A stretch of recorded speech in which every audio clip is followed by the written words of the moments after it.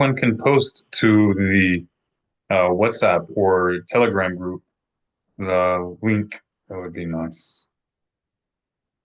Maybe we can gain one or two viewers. All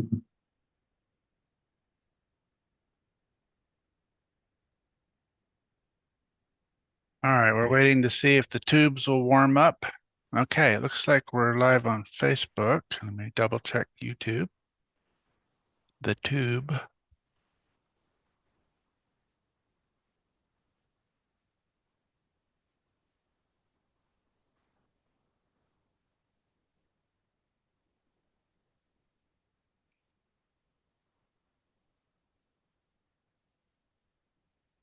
And it's thinking, it's thinking.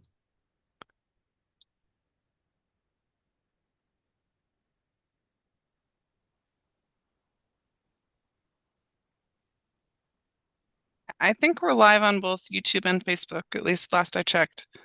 Is the title wrong on YouTube? Good question. Looks like I've got It says 3 Pesachs going. Live. Also, when you get a chance, your camera seems extra zoomed in because we're seeing mostly just your ear. So I was enjoying that. I liked the ear. It was very modest. I was working on something else, but okay.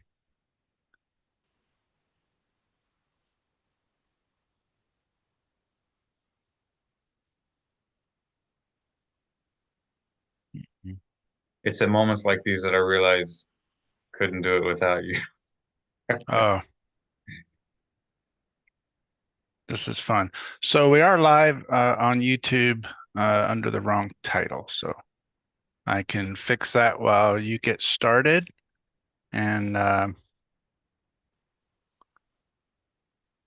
Okay, join well, in a few. no problem. We very much appreciate you, Mr. Victor.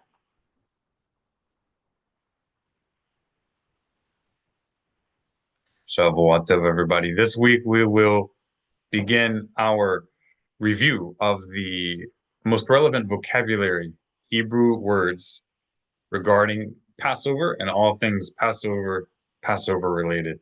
So let's jump into it.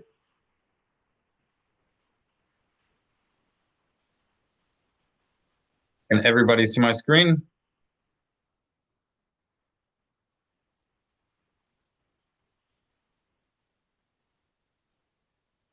I'm assuming you guys can see my screen. Okay. All right. Heather, would you like to begin it's not exactly appropriate to call it a blessing. Would you like to begin the prayer before yes. the study? All right, entering a place of study. B'chavod. You can read Yehi. through the entire thing if you would like. Okay. Yehi ratzon milefanecha Adonai Elohai. Shelo akoshel bidvar halakha. Shelo omar al tameh tahor. Wa al tahor tameh. Wa al mutar asur. Wa al asur mutar. Wa al akoshel bidvar halakha. Wa ismahu bi. Wa yismahu bi havarai. Wa al yikashlu havarai bidvar halakha. Wa esmach bahem. Beautiful. All right. Kol hakavod. Let's translate it. May it be favorable. May it be your will before you. Adonai Elohai, O Eternal, my God. That I shall not stumble bidvar halakha, in a matter of halakha, in a point of the systematic application of your commandments. Omar, that I should not say al tameh, regarding what is impure, tahor, that it's pure. Wa al tahor, nor regarding what is pure, tameh, that it's impure. Wa al mutar, nor regarding what is permitted, mutar, asur, that is forbidden. Wa al asur, nor regarding what is forbidden, mutar, that it's permitted. وَال الكشل بِذَار halakha, And in doing so, with such precaution, and I shall not stumble bidvar halakha, in a matter of halakha, in a point of proper application and a systematic way of your commandments. And they shall rejoice with me, haberai, my fellows, and they too shall not stumble, haberai, my fellows, bidvar halakha, on any point of the proper systematic application of your commandments, and I shall rejoice with them. And everybody said, can you hear our son? May it be his will. Can you hear our son? Omar, amen. Amen. So, in the meantime, we can recite the Shema. All right, let's say this together. I will say it in English, and then we can follow along in the transliteration. Can you guys see the transliteration?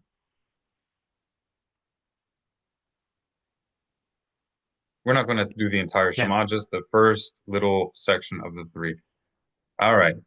We can say in English together, Heed Israel, the eternal is our God. The eternal is one. So let's say together. Make sure your mics are turned off, but please say it aloud together with us.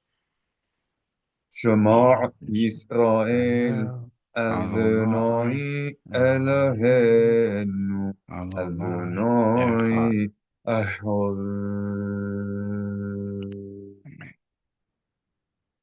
כבוד מלכותו לעולם ועד.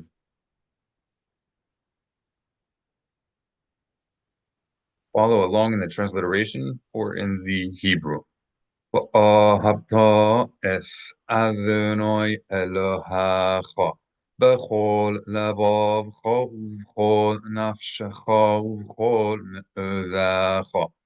והיו הדברים האלה אשר אנוכי מסבך היום על לבבך, ושיננתם לבנך ודיברת בם בשבתך בביתך ובלכתך בדרך ובשוכבך ובקומך, וקשרתם לאות על ידך, והיו לטופף בין עיניך, וכפפתם על מזוזת ביתך ובשעריך.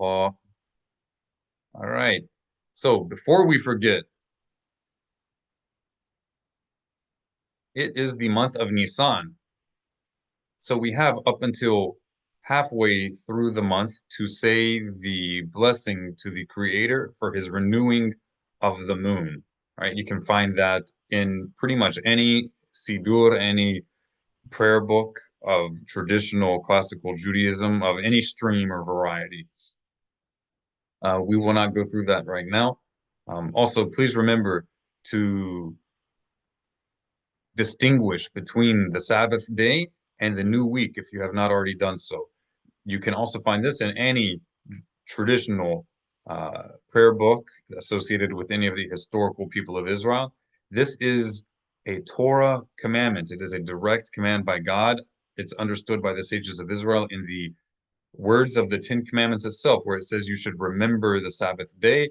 That word for remember is zachor. And remember, this word for remember is the same word for mention.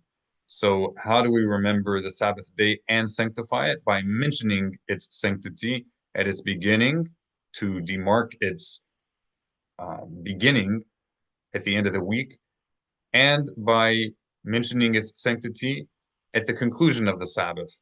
So one has up until midweek in order to do that, though we're supposed to do it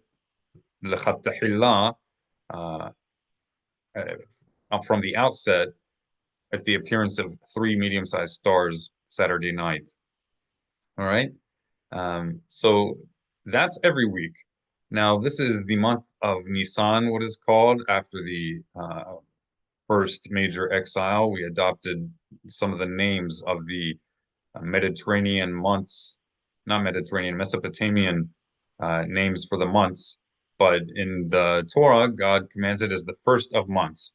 So on the first of months, often called Nisan, one who goes out to the fields and gardens, if you see the blossoming of trees and twigs sprouting, you recite this blessing.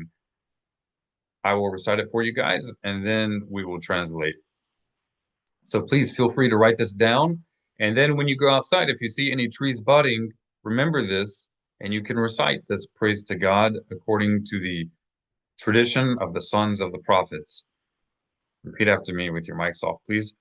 Baruch atah Adonai Eloheinu melech ha'olam shelo isar ba'olame kelum uvara v'beriyeth oveth na'oth keve lehith na'oth bohem bene Adam. I'll read it one more time at a more natural pace. Baruch atah Adonai Eloheinu melech ha'olam shel hisar ba'olam kelum uvarah v'beriyeth oveth no'oth keve lehith no'oth bohem bene Adam. That means, most worthy of praise and source of all blessing are you, O Eternal, the powerful authority over us, King of all existence, who has not lacked in his world anything, and he created within it various creations that are goodly, good and pleasant, in order that in them the sons of man shall find delight and beauty. Right? And everybody said, Amen. Amen. Is that done at the first budding of something in the yard, or every time a new tree buds, that kind The of thing? first time, and well, anytime in the month of Nisan, there's like anything in rabbinic Jewish law, you can find different opinions regarding certain aspects of the details of it. So you could say it says the month of Nisan just because that's when it usually occurs, especially in the land of Israel. But perhaps if there's a second budding, you could say it again. And then, which is more the mainstream, people would say it has to be specifically in the month of Nisan. My opinion is more along the lines of what the Rambam says in Hilchot Baruchot, the laws of blessings, where he says, as it states at the beginning, we can find it here, in chapter 10 of the laws of blessings in the Mishneh Torah, that the general principle is that one should cry out to the Almighty concerning the future and request compassion, that one should give thanks for the past and glorify and praise him according to his ability, and that it is praiseworthy to increase in the giving of glory and praise to the eternal at all times. So, okay, certainly what I'm going to say is not the mainstream opinion, but I am inclined to say that the sages of Israel established these blessings in order to have a common culture among the people of Israel, that there would be a common baseline working vocabulary among the Jewish people in an effort to preserve the language, but simultaneously to magnify and increase the praise of God in this world and our continual awareness of him. And that the entire concept of being wary of, to be careful not to say a blessing in vain, that entire concept is in order to distance us from haphazardly saying his name, from haphazardly saying these blessings not in a mind frame of reverence or at inappropriate times, right? But when expressing concern for not saying these blessings that they established at inappropriate times, I don't think that their intent was hypervigilant concern that maybe they're violating some one specific super nuanced perspective on their delineation of when you would say it, but rather I think what it means is not saying these blessings at times that the content of the blessing in a broader sense is not applicable, in which case you would be saying it haphazardly, and that could be understood as violating the Torah prohibition of saying his name in vain. But if the content of the blessing is appropriate, right? And of course, people could dispute that, but I really don't think they intended that it be disputed to the point that people are so afraid that they end up hardly ever, if ever, saying these blessings. And that's the point that the mainstream establishment, at least in the ultra-Orthodox so-called world, has reached. There are many blessings that they essentially never say because they're so worried about not saying God's name in vain. Let's put it simply. If you are saying God's name in a mindset of reverence and awe before Him, and you're saying it with intent to magnify His name in this world, to increase awareness of His existence in this world, and the content of the blessing is appropriate to the circumstance in which you're saying it, I don't see any issue of saying the name in vain. And even if you perhaps violated the rabbinic aspect of when one would say that blessing, then in worst case scenario, you're violating a rabbinic detail on when you should say it, but you would not be violating the Torah prohibition of taking his name in vain because you're saying it with intent to magnify his name and you're not saying it haphazardly. So in my understanding, the entire point is to avoid haphazard, irreverent uttering of God's name, but not at all intended to make us feel like we're walking on eggshells, such that, or to the point that we would be hesitant to proclaim his praise in the language he chose to give his Torah, right? So Yeah, that's my take on it.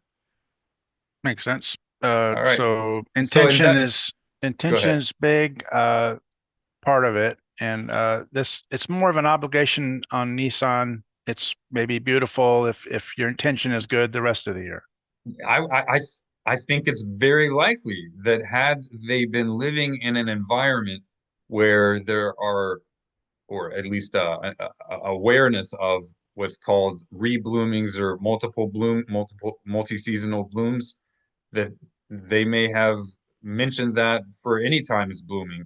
But if you know the Middle East, you know that that is extremely rare that such a thing would happen, if ever, for most species, because the rain is so sparse. Sometimes even the first bloom may be delayed, but generally the blooming is in Nisan. And that's something that people who have not lived for any significant amount of time in the Middle East would be unaware of.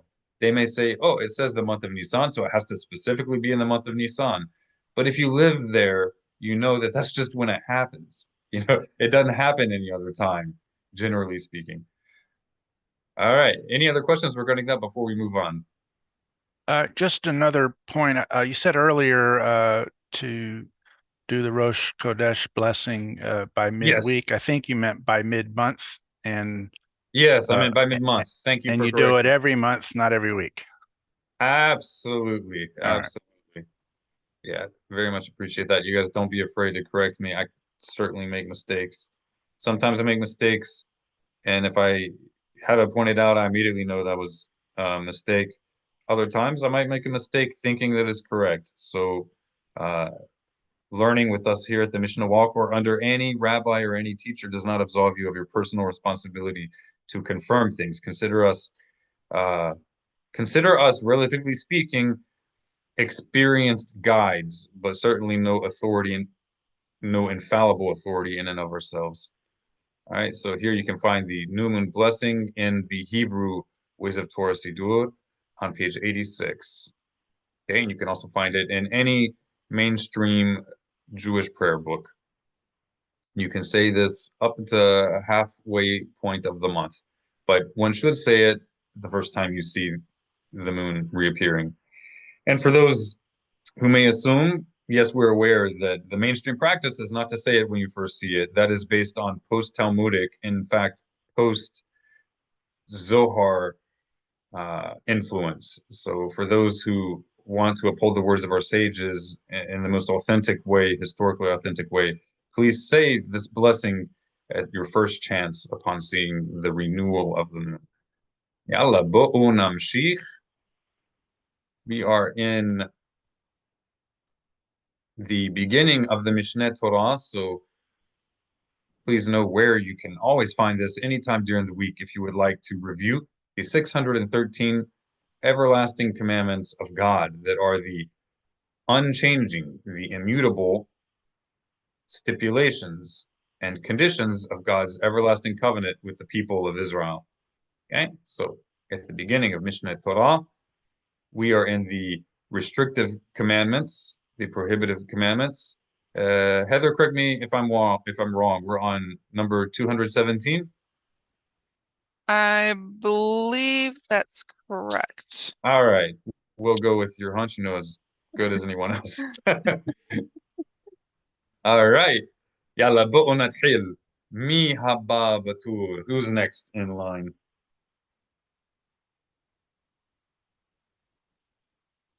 Ani haba'a. Bachavod. Go right ahead. And when you finish, please ask who's next in Hebrew. Mi haba. Who is next? Bachavod. Not to sow grain or vegetables in a vineyard, as Deuteronomy chapter 22, verse 9 states, do not plant different species in your vineyard. Mi haba. If you want to be next, please say ani haba. I am next. Ani haba. Ani haba. Bachavod. Not to crossbreed different species of animals, as Leviticus 19:19 states, do not crossbreed your livestock with other species. Mi haba.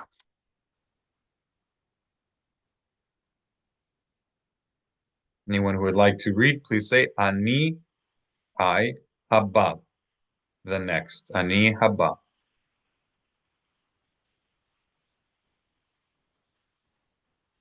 Don't pass up your opportunity to practice the language of the prophets. Come on, you guys. Ani haba. I am next. I see some others that are unable to read today. So Okay. No why problem. I'll don't read in Heather order to give, I'll give some and variation. sounds Okay. good. All right. Restrictive commandment 219. Not to work with two different species of animals together, that is, at the same time. As Deuteronomy 22, verse 10 states, do not plow with an ox and a donkey together. And we know, as is common in the Torah, that these are just archetypes for common circumstances at the time that the Torah was given.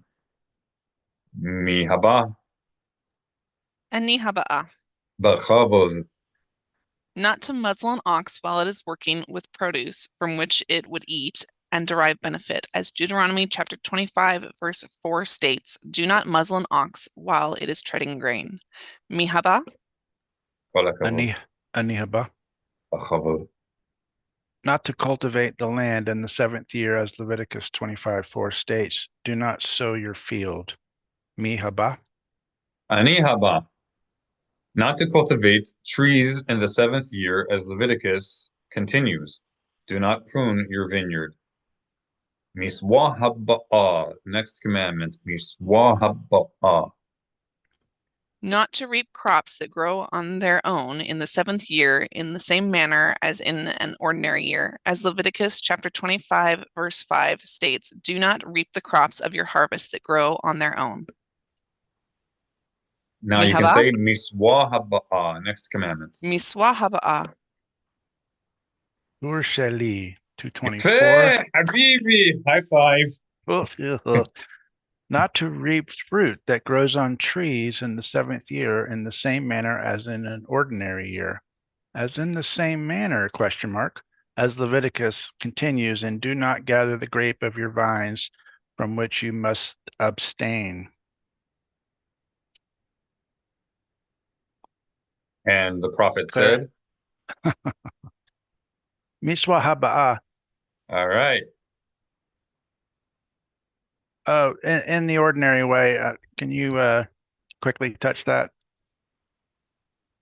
In the Go same ahead. manner as an ordinary year. not to reap fruit that grows on trees in the seventh year in the same manner as in an ordinary year. As Leviticus continues, and do not gather the grapes of your vineyards from which you must abstain. So that's because you can gather fruit in the seventh year, even though we're letting the land rest.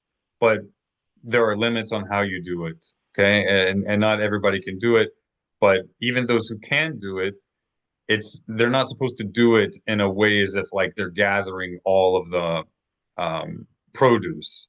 It's just because it says, for example, that whoever's hungry, or whoever is permitted to take, that they can therefore just go out with a massive, uh, what do you call it, pickup truck, and just fill the back of his pickup truck. So we have to learn uh, the classical explanation that we inherited from the ancient sages of Israel. What are the limitations, right? But that's the general idea. It's not a free for all. Right.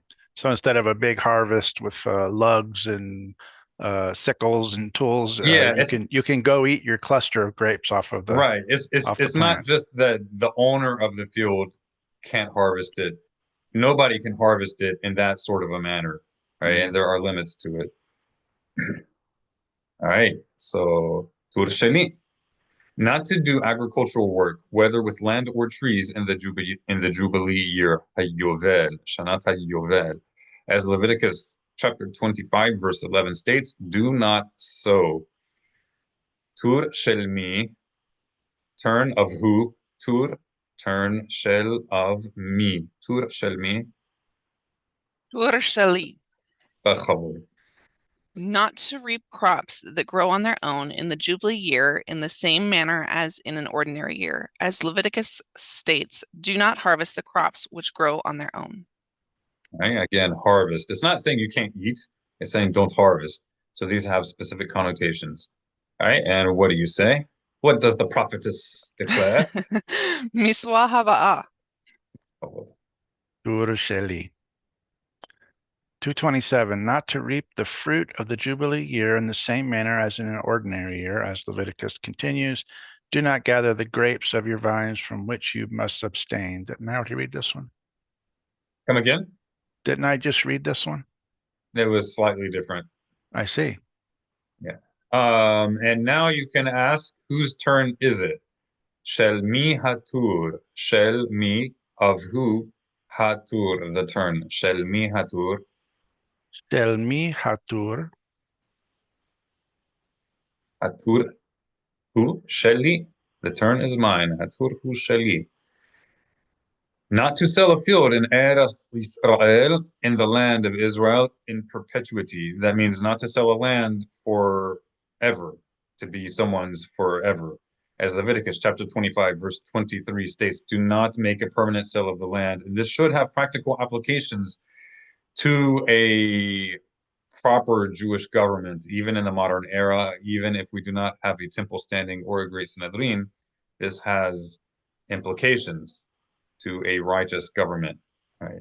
And just because perhaps as a body the government doesn't always make appropriate policies doesn't mean that everyone who is active in the government is sharing in that sin, right? You don't you don't abandon your family just because there are family problems. Miswahaba'a, mihaba batur. Ani haba'ah. All right, how about you tell us I am the next in line? Ani haba'a batur. Batur. All right, one more time. Ani haba'ah batur. Perfect. Slowly but surely, we're going to build up this vocabulary and your confidence. B'chavod. Go right ahead. B'chavod.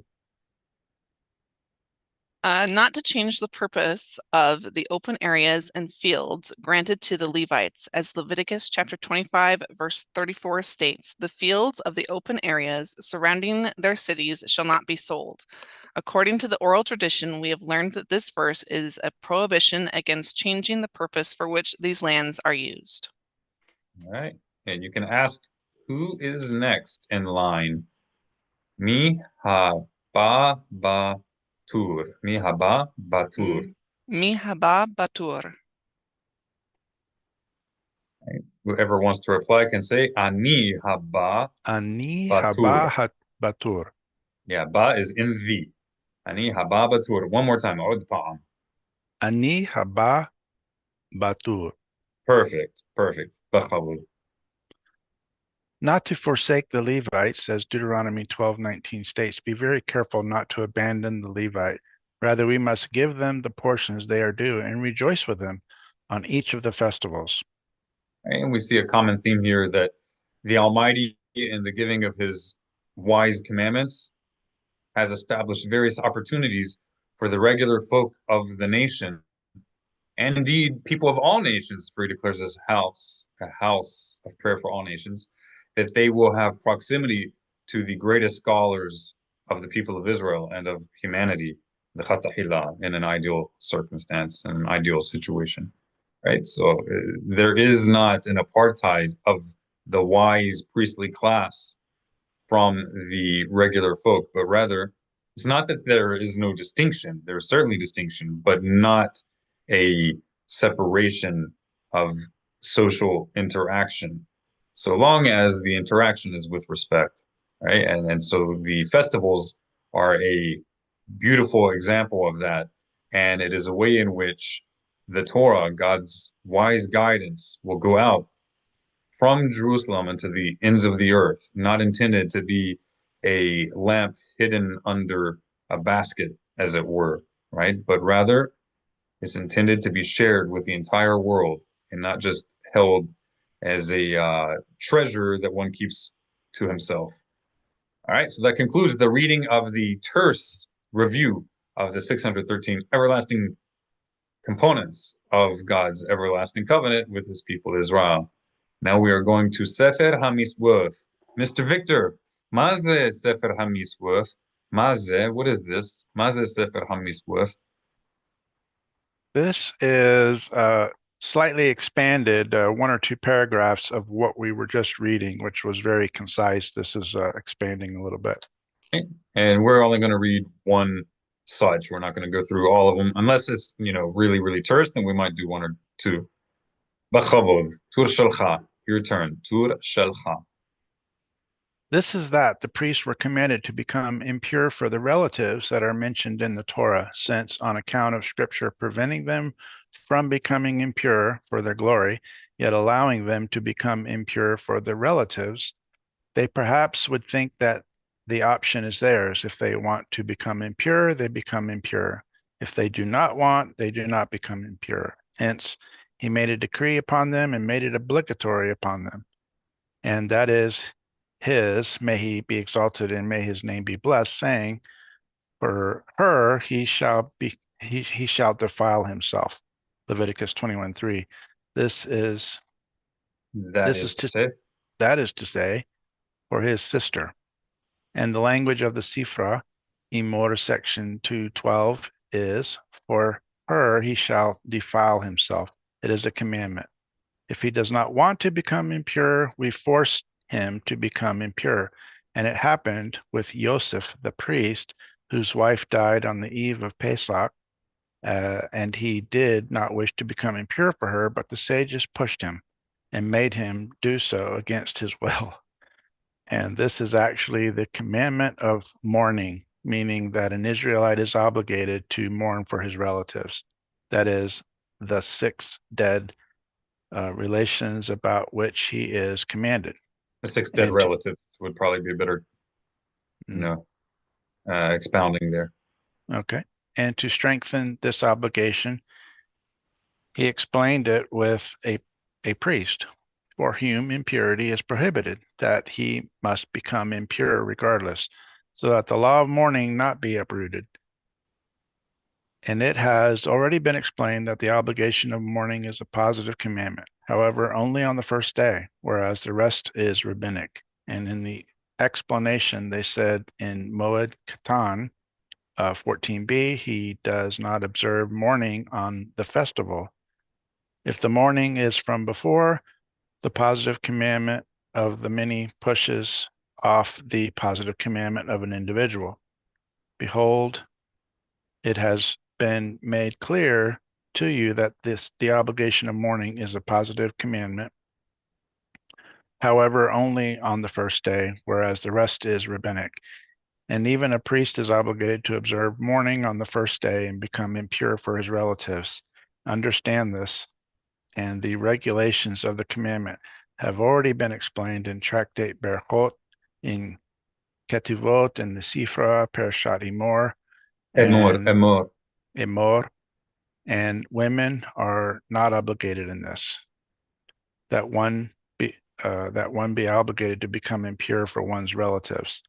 For the one that is prohibited from becoming impure for others besides the relatives is also the one who is commanded to become impure for the relatives.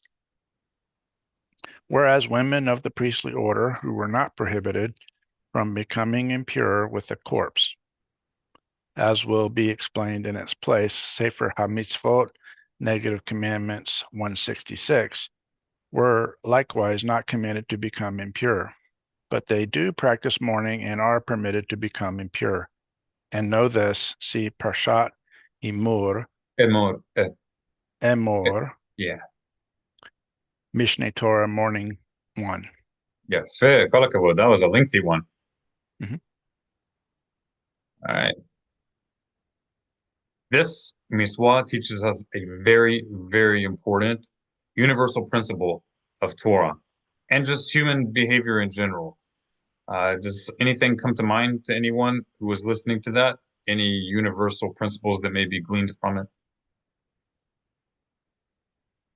Well, the obvious is go ahead. The obvious is obviously it's a positive commandment to mourn, and there's a requirement to become impure. In other words, to become corpse contaminated. Okay, so what can we learn from that may be applicable broadly over the entire system of Torah? Well, to me, that means most everyone is contaminated, but I'm not sure what point you're looking at. All right, let's think beyond contamination. What's going on in the commandment is that you have a general protocol that is being cast aside by a greater duty. So that's teaching us that there is a priority of matters in the observance of Torah. There is a concept of certain commandments, whether prohibitions or positive commandments, whether restrictions or proactive duties. There is a order in which one gives into the other, where one commandment, whether positive or a prohibition, must bow down or give way to a greater priority, to a greater pressing matter. And this is a system of priority. I think it's not always black and white. Sometimes it is. Sometimes it's unanimously agreed upon among the great scholars of the people of Israel. Sometimes it's not black and white, especially when we encounter scenarios that aren't explicitly discussed in the ancient Jewish sources. But the principle is certainly there and is certainly acknowledged. And here we have one such example with regard to a explicit commandment by God in the Torah. Right? But that's an important matter. A classic example that's pretty widely known and agreed upon is violating explicit Torah prohibitions in order to save a life on the Sabbath. That's just one example, right? There are examples that can be practical, very relevant, any day of the week for any person. There are other examples that may not be so apparent to everybody and may not be applicable to everybody, but could be applicable to specific people, right?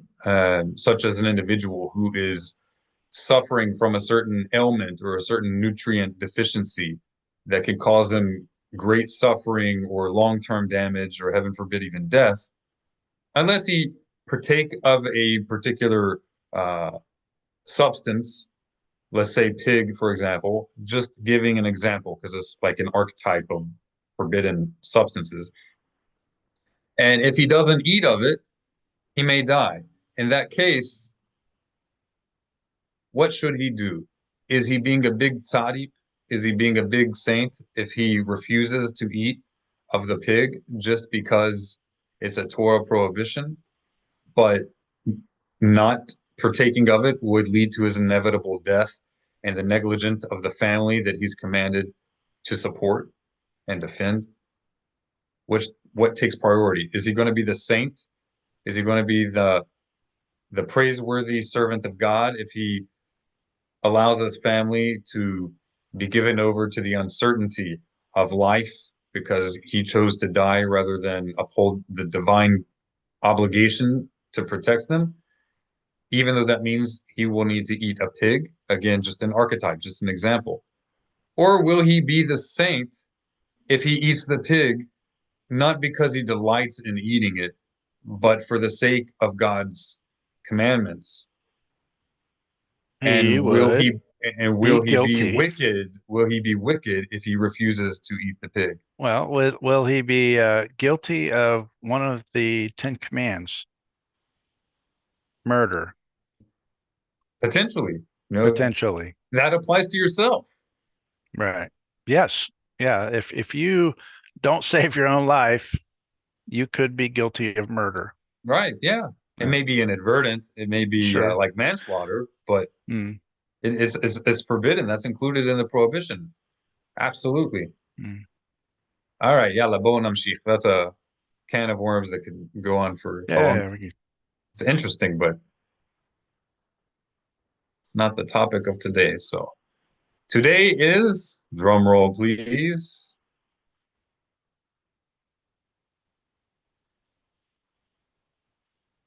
Pesach Hebrew. Pesach Hebrew. Hebrew for Passover. Explain why we have a dot under the H. It's to let you know that unlike in English, where the letter H, when it's not followed by a vowel, does not represent a consonant, right? And for everybody listening who may be a little rusty on their elementary phonics, vowels are the sounds represented in English by the letters A, E, I, O, and U. A, E, I, O, U. And consonants are all other sounds. We're keeping it simple. We could go into more detail. So in English, generally, well, I don't think there's a single exception. And please speak up if you guys know of an exception. I don't think there is. In English, when we write words, if H is the final letter in the word, it is always simply indicating a vowel and potentially also indicating the inflection, which part of the word should be accented. But the H at the end of a word in English never is pronounced as a consonant. Okay, even though H is generally speaking a consonant, it makes a H sound. But when it's the final letter in a word, it is not making a H sound. That means if we ignore this dot here, the average native English speaker would read this as Pesach, Pesach. They would not be pronouncing the H as a consonant. They'd just be understanding it as an indication that the accent's on the last part of the word, Pesach. The dot is here to let us know that this H is not just serving to let you know which part of the word to accent. It's not just serving to let you know what kind of vowels at the end of the word.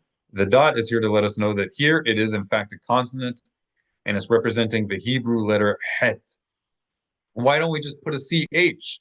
Well, no transliteration is perfect. Every transliteration has its trade-off and its advantages. I'm of the opinion, as most academics are, that if a person is serious about studying Hebrew, there's a greater advantage to not transliterate as a CH. The CH transliteration of the Hebrew letter Het is not used by the mainstream academic establishment, nor is it used by the Sephardic, the non-Ashkenazi establishment. The CH is popular in the English-speaking world because Jews of European heritage are the mainstream in the English-speaking Jewish world. And we're talking about non-academic world, but that is the majority of the Jewish world. And they use CH, even though that can easily confuse native English speakers who aren't part of their community. They use the CH because in German that has represented the sound. And Ashkenazi Jewish, European Jewish tradition, as it is practiced at least in the last few centuries, has been to pronounce the letter het exactly the same as the letter chaf. And since ch represented the cha sound of chaf, they use it also for het. What this dot does is let us know that this is the letter het definitively. So you can see in the transliteration that this is definitively the letter het, and it will not be confused with the letter chaf. We use a K with a line under it, or a KH to represent chaf, and an H with a dot under it, sometimes an H with a line under it to represent het. All right? Pesach, Pesach. Pesach Hebrew, Passover Hebrew. Pesach means to skip. Oh, and it's making everything. Yeah, we have a problem with our. That's a shame. We have a problem with our view, and it wasn't doing this any time before. So I've noticed it when in PDFs when we would show it, but never when I'm sharing my screen. That's unusual. I think it has something to do with The the background on settings my. on your computer. Maybe you have it in some sort of dark mode or something. Yeah, Because I've yeah, I noticed do. I the do. design will look different on my computer than it looks when you present it to. Yeah, I do have it on dark mode, but every single time in the past, despite it looking different in PDF form, but when I would make it larger, it would stay the way we've always been able to see it. Right. That's a shame. What am I gonna do?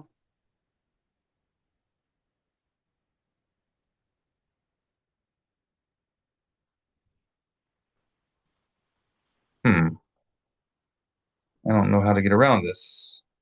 I can pop over here and maybe change the font color in the background as quickly as I can. Okay. There is a Oh, way that it can. you'll have to send me a link though, because I don't have it. Okay. Can you There is a. WhatsApp it to me? Yeah. Let me think real fast. Is this an issue on each slide or just this first one? I think it's each one, and it's never done this to me before. Yeah. So I'm gonna click here.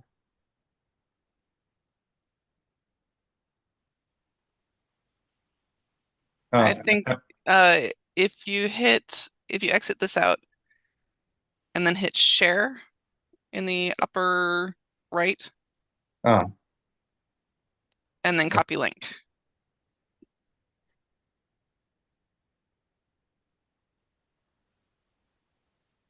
I guess it'd be a good time to go to commercial. no. This is a good time to do the questions because we were also going to do question and answer. Well, I was going to say we're on YouTube now, and if you haven't already, if you could like it, there's a little thumb, give it a thumbs up. You can share it, let people know that we're over here, and of course, subscribe if you haven't already.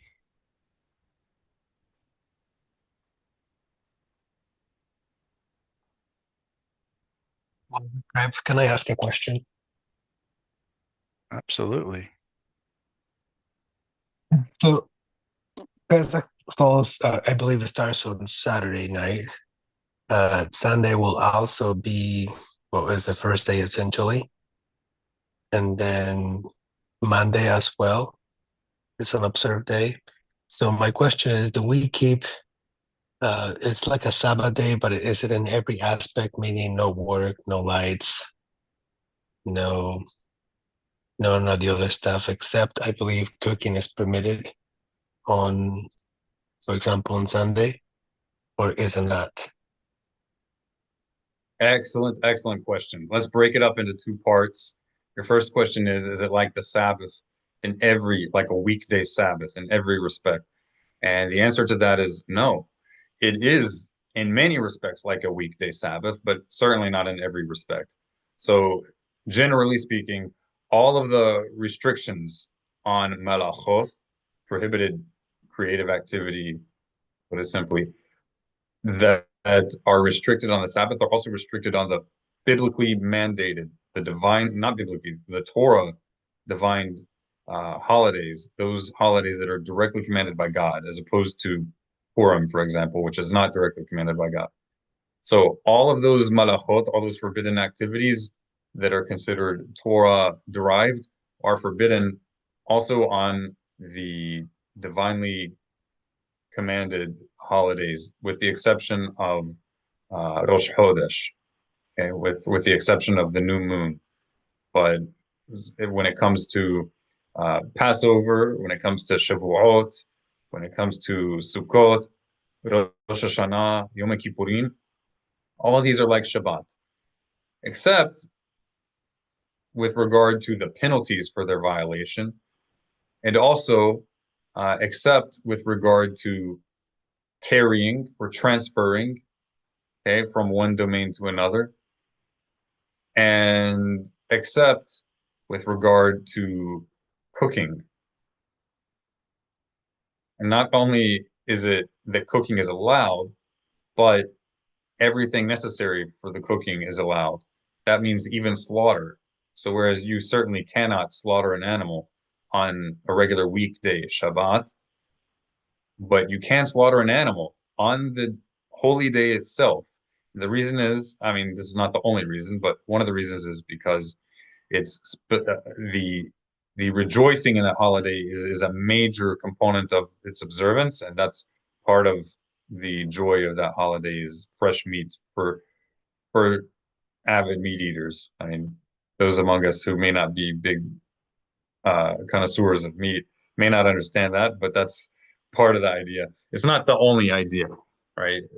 A malakha doesn't become permitted just because a forbidden activity doesn't become permitted just because I like it, but it does happen to be that it's permitted as part of the necessary component of cooking what you would like to eat on the Yom Tov.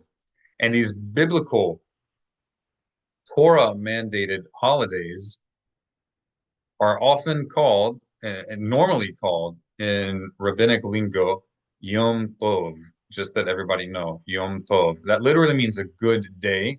And you can have a good day any day of the week, of course, but it's important that we know the terminology. So the term Yom Tov, good day, is used in rabbinic Hebrew specifically to refer to the divinely commanded holy days, with the exception of the new moon, right? And that's as opposed to a rabbinic established holidays, and all the more so as opposed to non-rabbinically mandated holidays, like secular holidays, even though it might be a good day, but we don't call it in a legal context, we don't call it a Yom Tov. So that's one of the ways you can refer to the explicitly commanded holidays that are explicitly commanded by God. They get referred to as Yom Tov. So everybody say that. You can write it down. Y-O-M, Yom, that means day, and T-O-V is good. Day Yom good. Tov. Yom Day Tov. good. Okay. Not Clarification. Good day. And everything you said sounds perfectly right, but I'm curious if everyone understands that Shabbat is actually a higher day than a Yom Tov Yes, and takes precedence.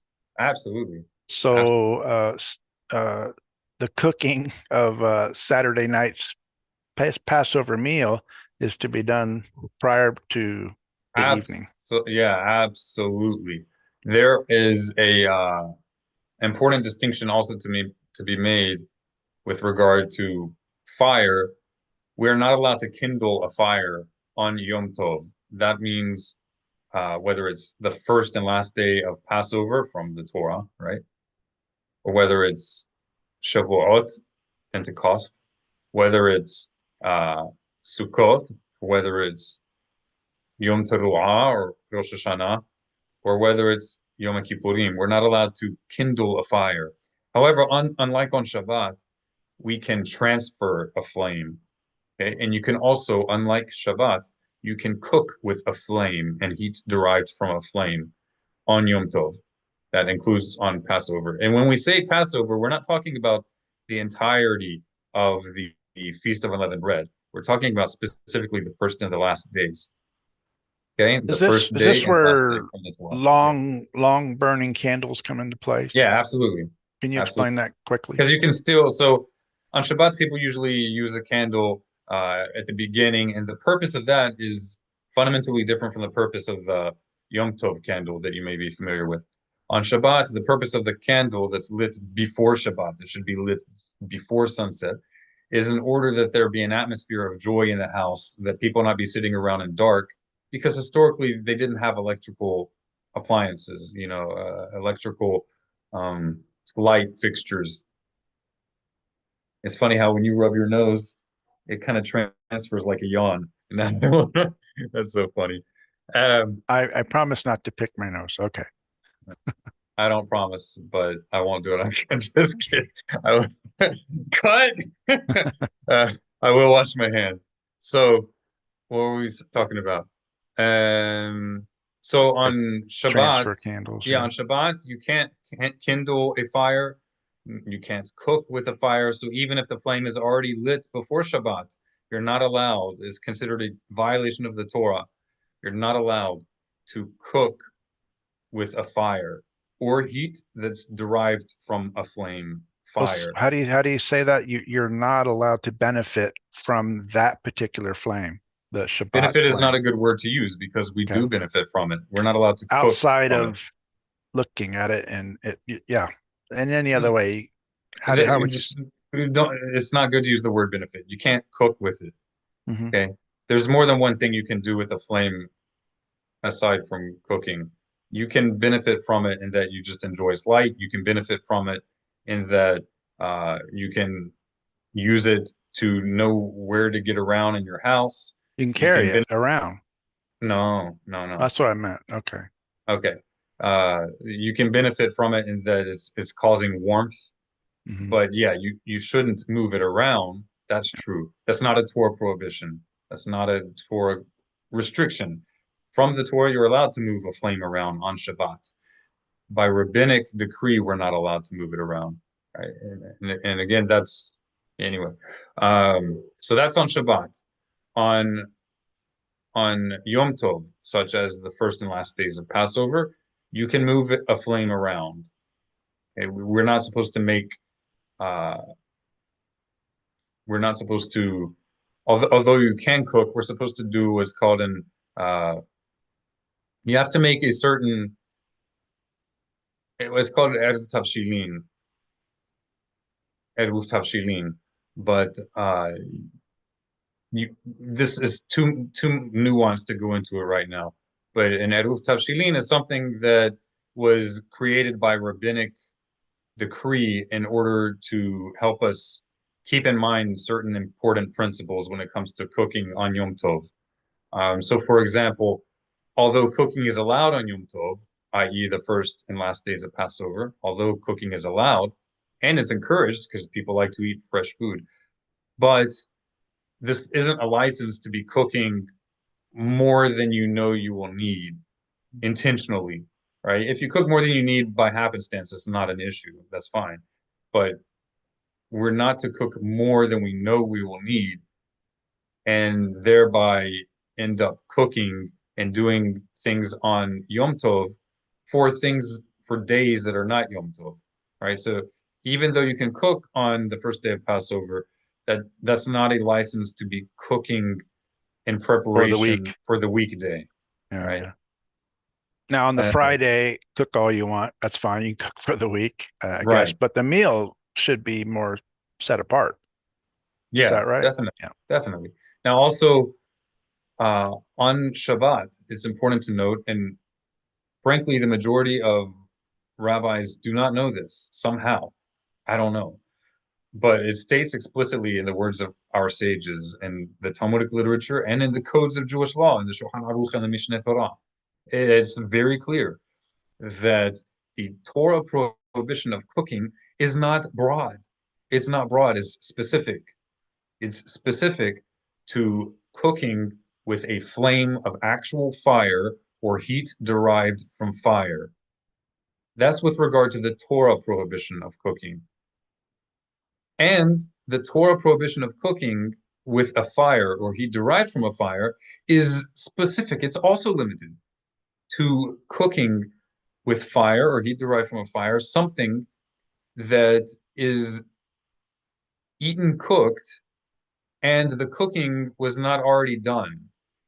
If you're cooking with fire or heat derived from a fire on Shabbat, but that thing was already cooked, that's different in terms of the penalty, in terms of the violation. That's different from cooking something with fire that was not already cooked and you only eat it cooked, right? And that's also different from cooking something over a flame that was already cooked, but cooking it more isn't going to make it any better. I.e., in English, in modern English, we'd call that just heating it up.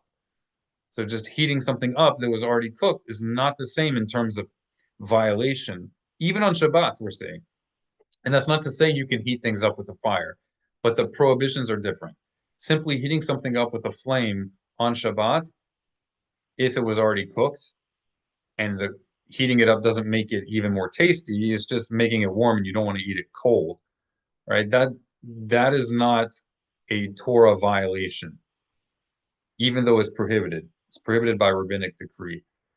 These are things that for somehow it just escapes the mainstream establishment, even though they read it in the text. But in practice, I hear people talking for the last 22, 23, 24 years.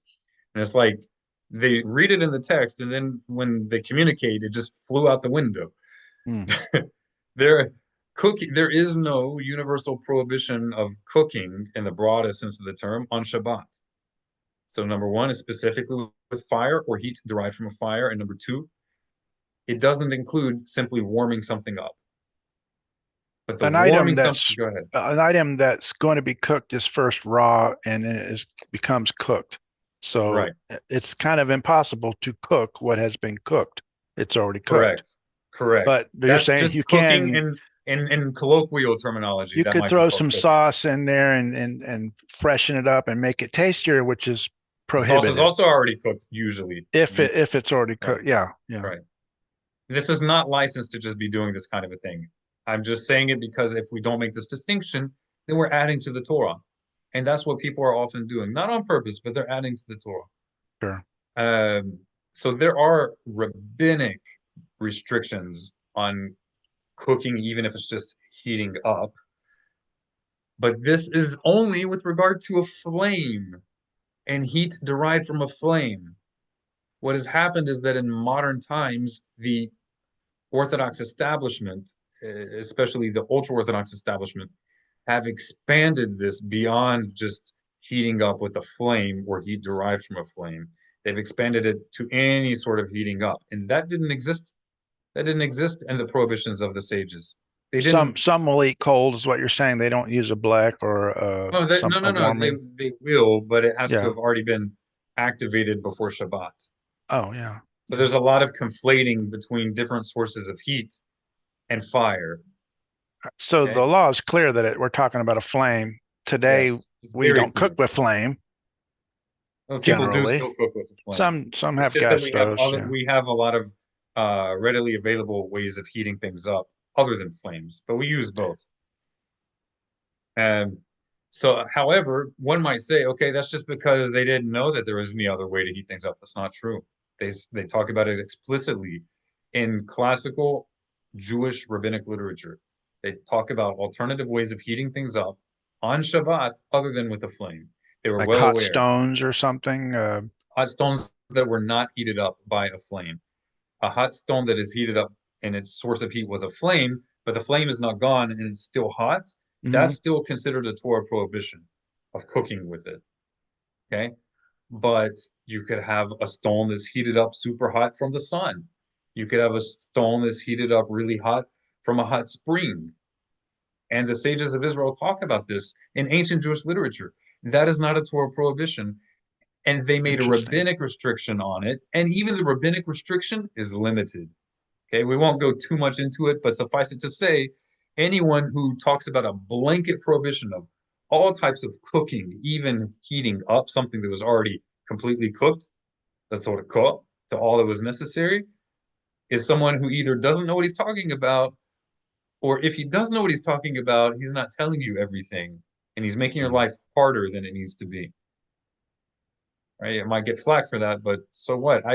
We should care more about not adding to the Torah and not ostracizing people and pushing them away from God's word than placating the big heads in the establishment, i.e., the kosher mafia, right? And Not calling something prohibited that's exactly, it's a violation permitted. of Torah what they're doing. It is possible to violate Torah by being overly religious, by being strict is not always being right. Being strict is not always what's kosher. Being strict is not always what's orthodox. Being strict can be heretical even. If your strictness is adding to God's Torah and you're saying this is equal to God's Torah, that's heresy. Being strict is not the parameter of truth. That's a big mistake that a lot of people make. We have to be cautious. There's no problem with being strict if you're just saying, "Oh, we're just being strict. We're not equating this If to you the word admit you're of being strict on the side of caution because you're unsure, or you're being strict because of personal preference and you acknowledge that, or being strict because of community protocol, maybe you don't even agree with it, but for the sake of peace. All these are different from being claiming it's strict. what God commands is the issue. Yeah. When you know or should know that it's not what he commanded. And God forgive us from sins of ignorance. All right. I'm just curious, Heather, how are we doing on the slides? All fixed. I think it's all fixed. Really? I think. You are the bomb. At least it's manageable and not embarrassing, right? Well, you'll have to God's check and listening. make sure that it's actually doing what it's supposed to. Bon mir'eh. Be'ezrat Hashem. Oh, wow. Look at that. Look. Are you looking for a volunteer job? She's kind of a keeper. She's Wow. kind of a keeper. And we do have a question in the chat there as well, if you want to kind of a homemade blech. Okay, 1 second. You want to read the question for us? Yes. I have a gas stove that I light the back burner before Shabbat. Then I place a cookie sheet over it and it stays on low for all of Shabbat. If I have leftovers to eat, I take it out of the fridge and put it on the cookie sheet to warm it. Is this okay since the food was cooked before Shabbat? Excellent question. There's actually more than one opinion about that in the establishment, but your blech, I got a basic question for you. What is our general principle when we know no better? Or when the sages of Israel did not speak about something?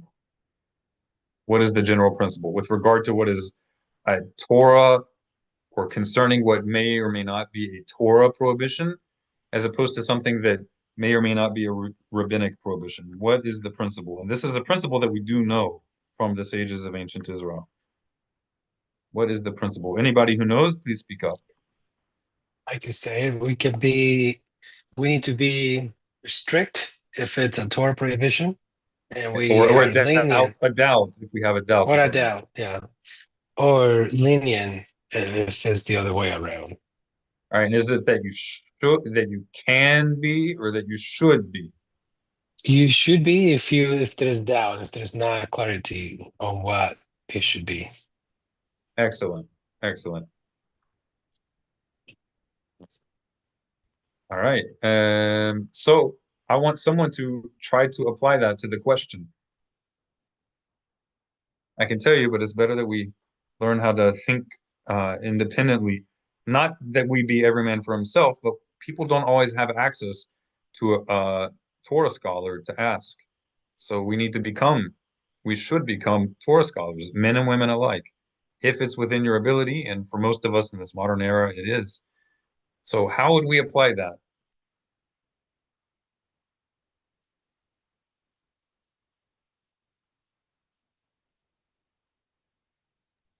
You could take a stab, but I could say since the flame is already going, you're not you're not starting a new flame to benefit from it, and the thing is already hot, you put in the food on it that is already cooked, I would say that's probably okay. And also another question, what is a blech? She asked about a blech, and that's a common term in the English-speaking Jewish world. What is a blech? Can someone define that for us?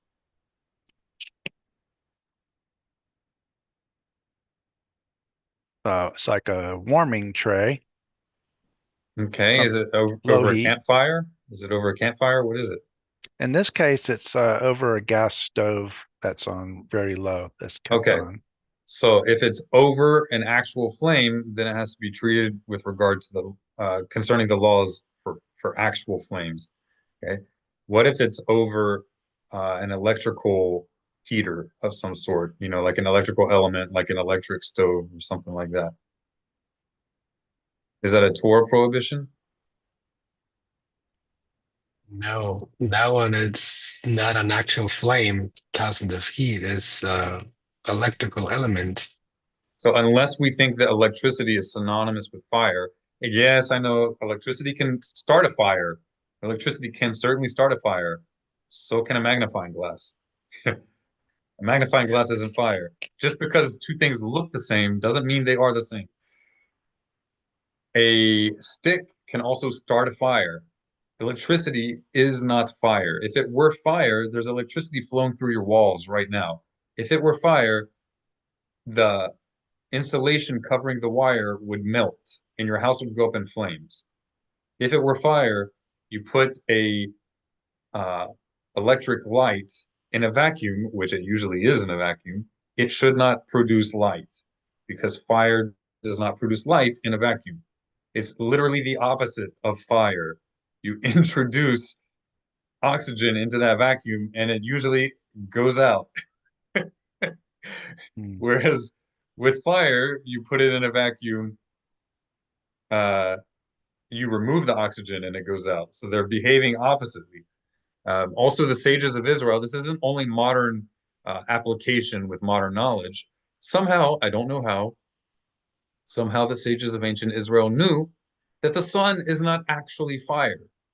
I don't know how they knew that, but they did. And that's why they didn't consider it a Torah prohibition to cook with the sun. You could actually cook with the sun, barring the rabbinic restriction from doing so. You could cook with the sun, and it wouldn't be a Torah violation on Shabbat. That's according to the sages Reheat of or ancient. cook? Cook. Cook. Cooking that is prohibited is only with fire. This is what people need to understand. It's not in their heads. It's not in the heads of the establishment. The Torah prohibition of cooking is cooking with fire or heat derived from fire. The sun is explicitly not regarded as fire with regard to this Torah prohibition in Talmudic literature. Interestingly, somehow they knew that, and today we know definitively that the sun is not fire. If it were, it would have burnt out instantly. There's no oxygen there. It's just plasma. It's Frequency, basically. ultra heated gas. Hmm. Also, with the hot springs of Tiberia, the sages of Israel also treated it not as fire. And guess what? It's not fire. It's not even heated by fire. It's heated by magma. Just because magma glows and produces light does not mean it's fire. This is just a pervasive view in the Orthodox world that is simply based on ignorance and social pressure. That's it.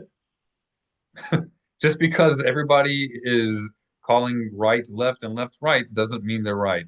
Like the famous quote of Maimonides, the Rambam, if the entire world were to reject the truth, it wouldn't make the truth any less true. And if the entire world admits that the truth is truth, it doesn't become any more true than it already was. Right? So the Torah cannot be divorced from knowledge of reality. The same God who gave the Torah is the God who created the universe. So if we try to keep Torah while rejecting reality, that is in a sense a rejection of the Torah or the God who gave it. Right? So Torah goes hand in hand with knowledge of the universe. We cannot imagine that someone is or should not imagine that someone is a qualified Torah scholar if he's sticking his head in the sand with regard to acknowledgement of reality. That's a problem. It's a pervasive problem. Okay, so since we're already on the topic of random Passover questions, any other questions? Any topic Passover related? Is there a specific times when we should be done cleaning or preparing, removing our chametz? And Excellent. when, I guess, yeah, times. These are excellent questions, Emmanuel. Kol hakavod. And you guys don't let me forget, before I get to his question, somebody asked regarding paying bills, and I think how that relates, financial difficulties in relation to Passover. Okay, so with regard to... That was with regard to buying an electric black. Okay. So they're limited right now with what they have, which is And that's fire. also, that's the same scenario with regard to Passover foods, which can also break your bank. Emmanuel, would you mind stating your question one more time? Yes, so we know the Pesach is coming, so are there specific times when we should be done removing matzah, when we should be done having the meals prepared, especially on it falls on Shabbat at the end of Shabbat? What are the time frames that we have to work with to begin to start and All right. Excellent question. Number one, with regard to matzot, with regard to matzahs, the unleavened bread, you are not only allowed, but it's praiseworthy to make fresh matzah during Passover. You do not have to already have your matzah all made for the entire holiday before the holiday starts. The idea that people are not allowed to make matzah in their own homes is a voluntarily accepted stringency that was taken upon themselves in the ultra-Orthodox world relatively recently. And I mean, seriously, like pretty darn recently. They didn't have this even possibility until the industrial era. Jews of all Jewish communities were making their own matzah, their own unleavened bread in their homes, in their communities, for the last 3,000 years, right? Until modern conveniences arrived. With regard to getting rid of your hametz, with regard to getting rid of your leavened products, that should happen before the night of the 15th, right?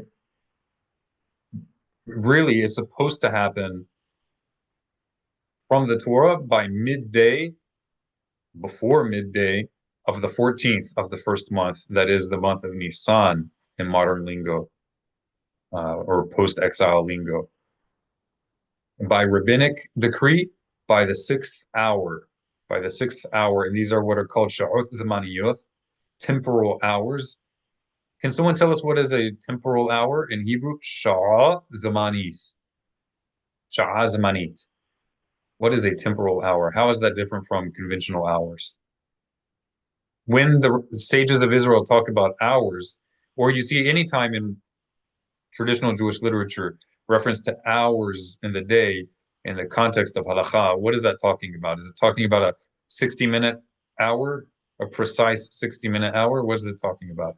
It fluctuates all through the year, actually, but it's based on splitting sunrise to sundown into 12 equal segments, which Correct. may be longer than 60, maybe less than 60. Right, depending on the season and the time of the day in each season. That's right.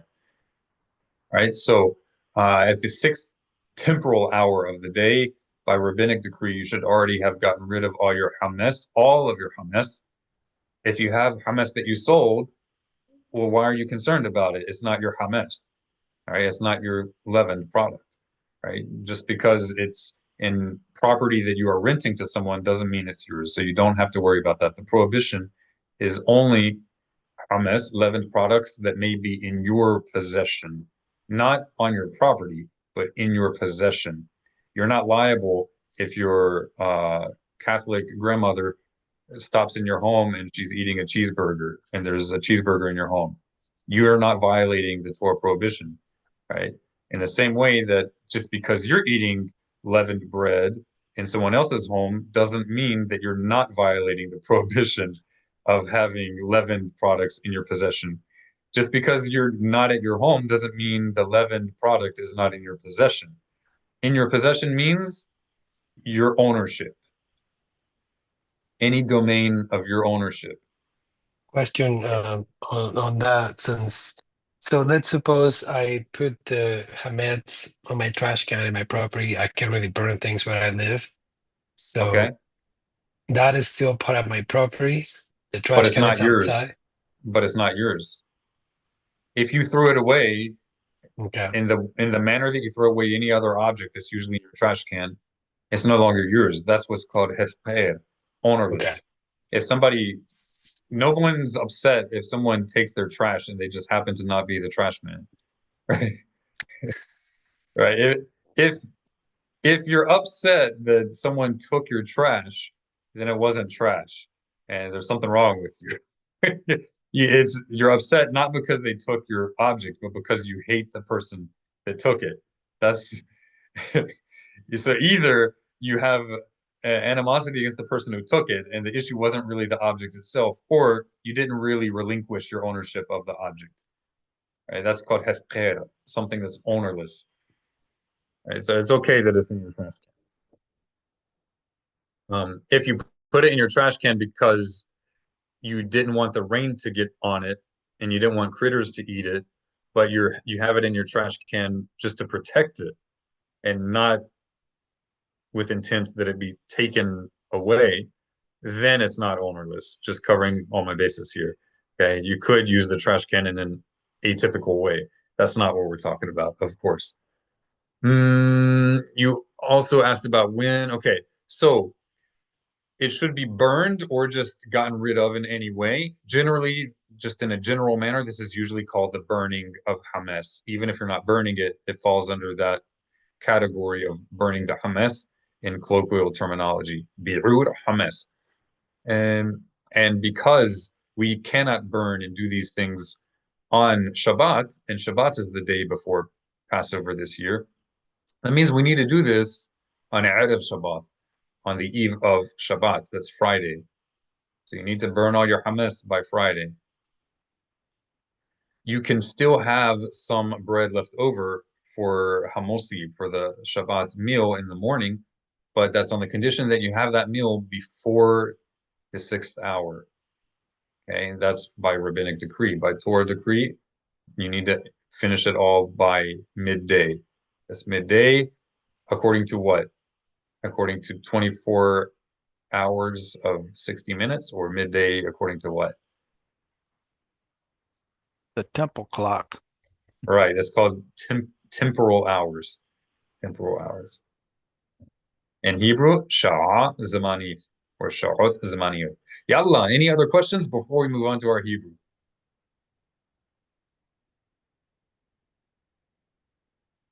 No Let's see. problem. I saw And if anybody, something go ahead. If anybody feels, yes, sir, go ahead. in Facebook. What about creating a fence or guard, possibly because of the community at the time? This is probably several minutes ago, but I'm not And entirely don't let me sure. forget about Deborah's question as well. Can you ask it one more time? What about creating a fence or guard, possibly because of the community of the time? They mean a metaphorical fence, an ideological fence, to distance us from some more severe violation. I'm not sure what they're referring to very specifically. Maybe they're talking about electric, heating up food with electricity, even though it's not technically fire. I'm not sure if that's what they're referring to, but that would be one such example. The general rule is that we have a commandment from the Torah to safeguard his safeguards. That is the language of the Torah, to safeguard his safeguards. That means that there is a precedent in the Torah itself that we don't haphazardly keep his commandments. As it says, if we walk haphazardly with God, then he will deal with us haphazardly according to the laws of nature and cause and effect. And we will have put ourselves outside of his special divine providence, divine protection, right? It's not a violation of his control of the world, but that's the paradigm that he created. That when we go outside his commandments, we go outside the promises and protections of his covenant. So there is protocol by direct commandment of God to set up safeguards, to safeguard his safeguards. But what safeguards are in place is dependent upon the sages of Israel, and it has universal authority over all the people of Israel and all who join themselves unto them.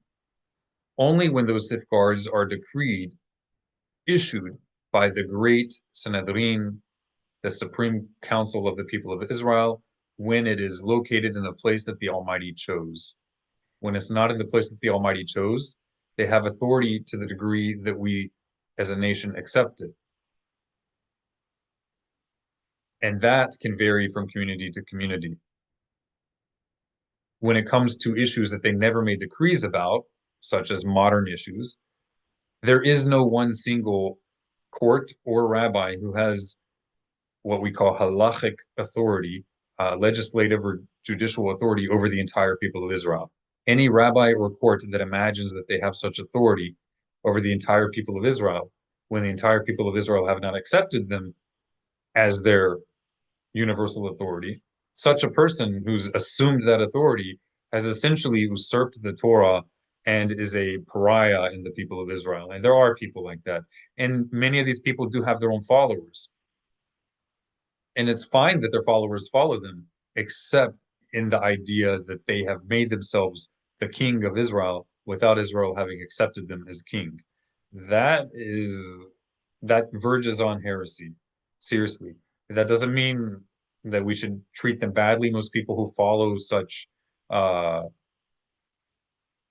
dictators, essentially, people who follow them are usually very sincere people, but they're sincere people who are being duped by some of the most arrogant individuals in the world, and those are very dangerous people.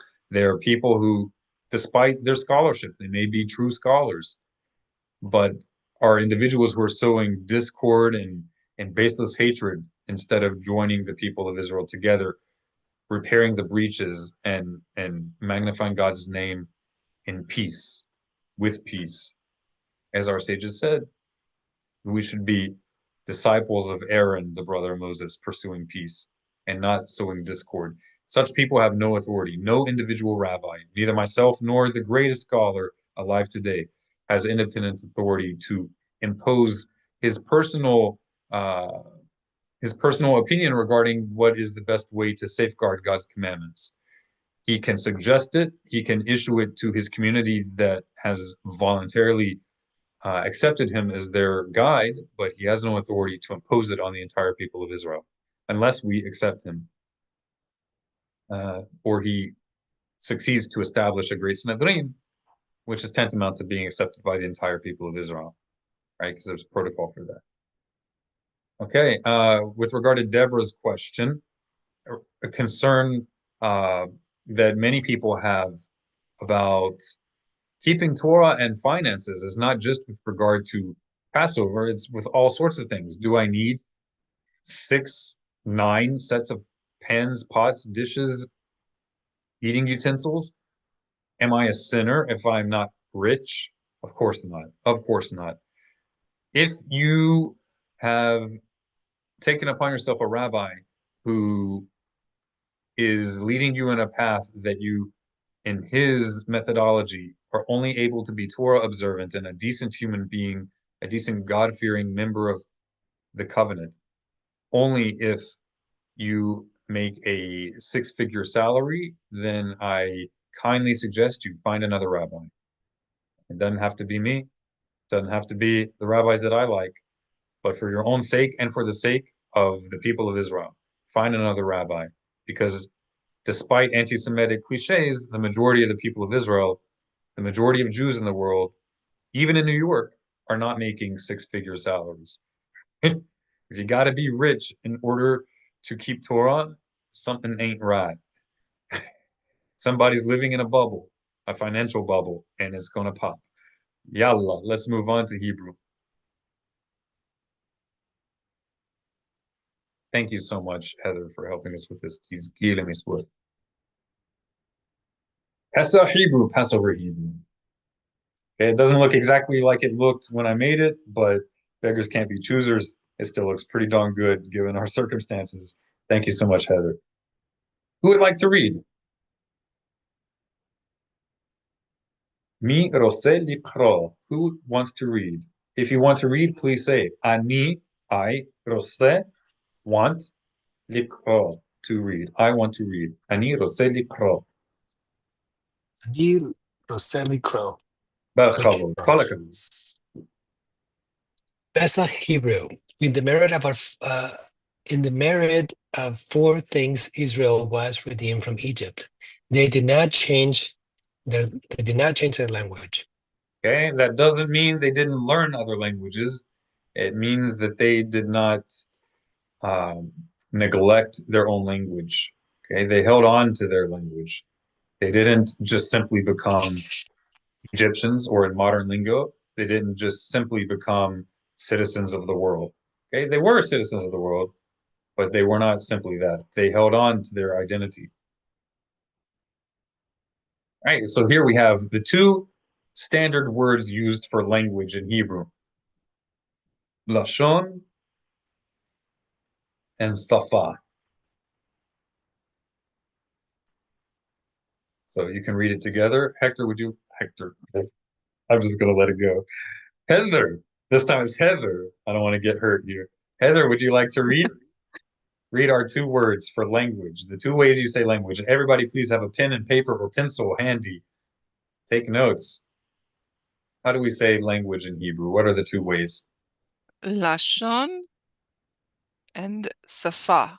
Beautiful. And what are the differences in the literal meaning? Just do number one. What does Lashon literally mean? Tongue. Very good. Do we have a person for tribute for number two? Say the word and tell us what it literally means. Safad. Wow. All I right, don't so know what lashon means tongue. Yeah. Lashon literally means tongue, and that's a regular way of saying language. Just like in English language, if you spoke a Latin-based language, you would hear the connection to tongue. Language is from lingua, the tongue. Right? So Hebrew operates similar to English. And if lashon is tongue, what might be another term for language? Safa. Maze safa. What is safa literally? Idiom, maybe. I don't know. Oh, both of these are idioms. Safa is a lip, a lip. So if you learn how to say language in Hebrew, you've learned more than one word, because these are both used in regular Hebrew, both biblical and modern, for tongue and lip, and simultaneously for language. As it says at the beginning of the reciting the Amidah, the central daily prayer, we state the psalm that says, "O Lord, open my lips, and my mouth shall declare your praise." Adonai, Safa, Thai, Tiftah. O eternal, my lips open. Adonai, Safotai, Tiftah. Okay. Mi haba batur, mi rotze likro. Who is next? Who would like to read? Mi rotze likro. Please say, ani rotze likro, and then read. If you're a woman, you can say ani rosa. Ani rosa likro. Ani rosa likro for a woman. Ani rotze likro for a man.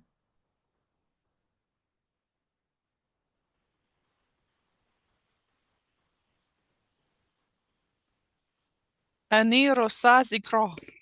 All right, likro, likro, ani rotsa likro. One more time. Ani rotsa likro. Can you say it again? Sure. Which word? I had it written down as rosa, but is there an L in it? I thought I heard. Rotsa, no Okay. L. And then the last one is likro. There is an Okay, L in the likro. last one. Okay, The L that's sound means two, like to read. Likro. Ani rotsa likro. there we go. Ani rosa likro. Beautiful. Ramban Gamaliel that anyone who did not say these three things did not fulfill his obligation. Okay. We say them together. Passover, unleavened bread, and bitter herbs. Everybody say it together. You say it with me. Passover, unleavened bread, and bitter herbs. Let's read them in Hebrew. Pesach, Masa, Maror. One more time. Everybody say it together. Pesach, Masa, Maror. We can do it in pop pronunciation. Pesach, Matzah, Maror. Pesach, Matzah, Maror. Pesach, Matzah, Maror. Okay. Do we have a volunteer? Tur Ani Sheli. rosa likro. Okay, now I'll give you a pass for Yemenite Hebrew. In Yemenite Hebrew, they pronounce the segol, the three dot vowel, as an ah.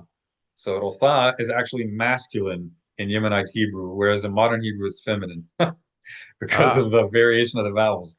But in modern Hebrew, it would be rose, rose, rose. So thanks ani for the rose. pass. All right, one I more think time. I wrote Ani it down rose that way likro. first time. Ani rose likro. Beautiful. All right, so let's Pesach, read through it. Pesach, Passover. Tell me what they mean. Say it in Hebrew and tell me what it means. Pesach is Passover. Masur, Masa, rather.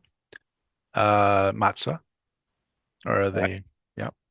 If you see And an S with a dot under it, that lets you know that it's a Saudi instead of a Sin or Samech, and this is a mistake. There should be no dot under Pesach here, but here there should be.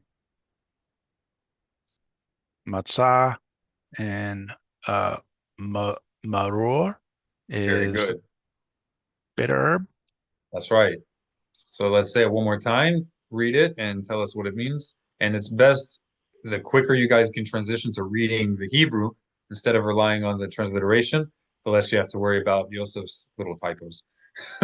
Or any other inconveniences of transliterations. Trust me, there are a lot in any method of transliterating. There is a lot of confusion. This one actually is more clear, even with a mistake, than the mainstream translations. Let's read through it one more time. Go ahead. Sticking with the Hebrew letters here. Yes, sir. Pesach, What does it mean?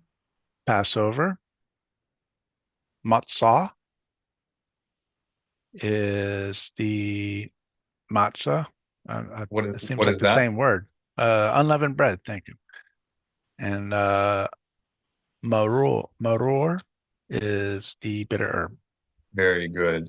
And can you tell us what is the little symbol over certain vowels here? What does that mean? The little slash would be the where you have the emphasis or Yes, it's the part of the accent. word that gets accented. It's the syllable that gets accented. Pesach, Pesach, Pesach. Masa, masa, Masa. That's right. Maror. maror. Mhm. All right, roar like a lion. Yalla. Pesach, Masa, Maror. All right. Mirotze likro. Mirotze likro, and that's an O at the end. Mirotze likro.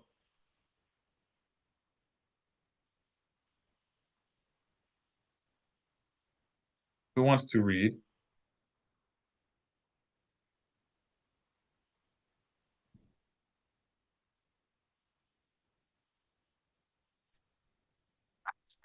Ani, is that me or Ani? Can't remember. Ani, accent on the final syllable. Okay. Ani. Ani Rotzeli Crow. Beautiful. Rabban Gamaliel will say, anyone who did not say these three matters on Passover has not fulfilled his obligation. The Paschal lamb, matzah, and bitter herbs. Pesach, because of the Almighty Passover. Pesach. Pasach. That's the verb. Pasach. He Oh, passed over. Pasach. Pasach. Yeah. Over the houses of the forefathers in Egypt, as it is stated, that you shall say, it is the sacrifice of the Lord's Paschal offering, for he passed over. Okay, Exodus so 12:27. beautiful. So Pesach is the word that's getting translated as Passover, but it's also the same exact word used in reference to the Passover offering. And it literally means to skip over. So both the holiday Pesach and also the offering of Pesach are all reminiscence, they're all remembrances of God passing over the people of Israel because we passed over the idolatry of Egypt. We said, no, thank you. We will take your God, brazenly slaughter it in your presence and smear its blood on our doorposts. We dare you to come fight with us because we trust in our God who commanded us to worship him alone without partners and not some idolized lamb or any other idolized created thing. Right? That's Pesach. That It took is some what, chutzpah. yes, it's chutzpah, but it's holy chutzpah. It's holy brazenness, holy audacity. It is the ultimate act of humility to reject the audacity to worship a created thing rather than the creator. That is the ultimate audacity. And the audacity to reject that is the ultimate humility. Woe to those who call evil good and good evil. Mi haba, who's next? If you want to be next, please say ani haba. Or for a woman, ani haba'a.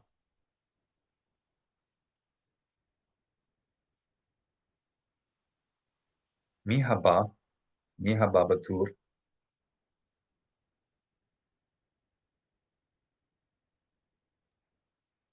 Ani haba. Bachavod. What am I reading? You're reading what's on the screen.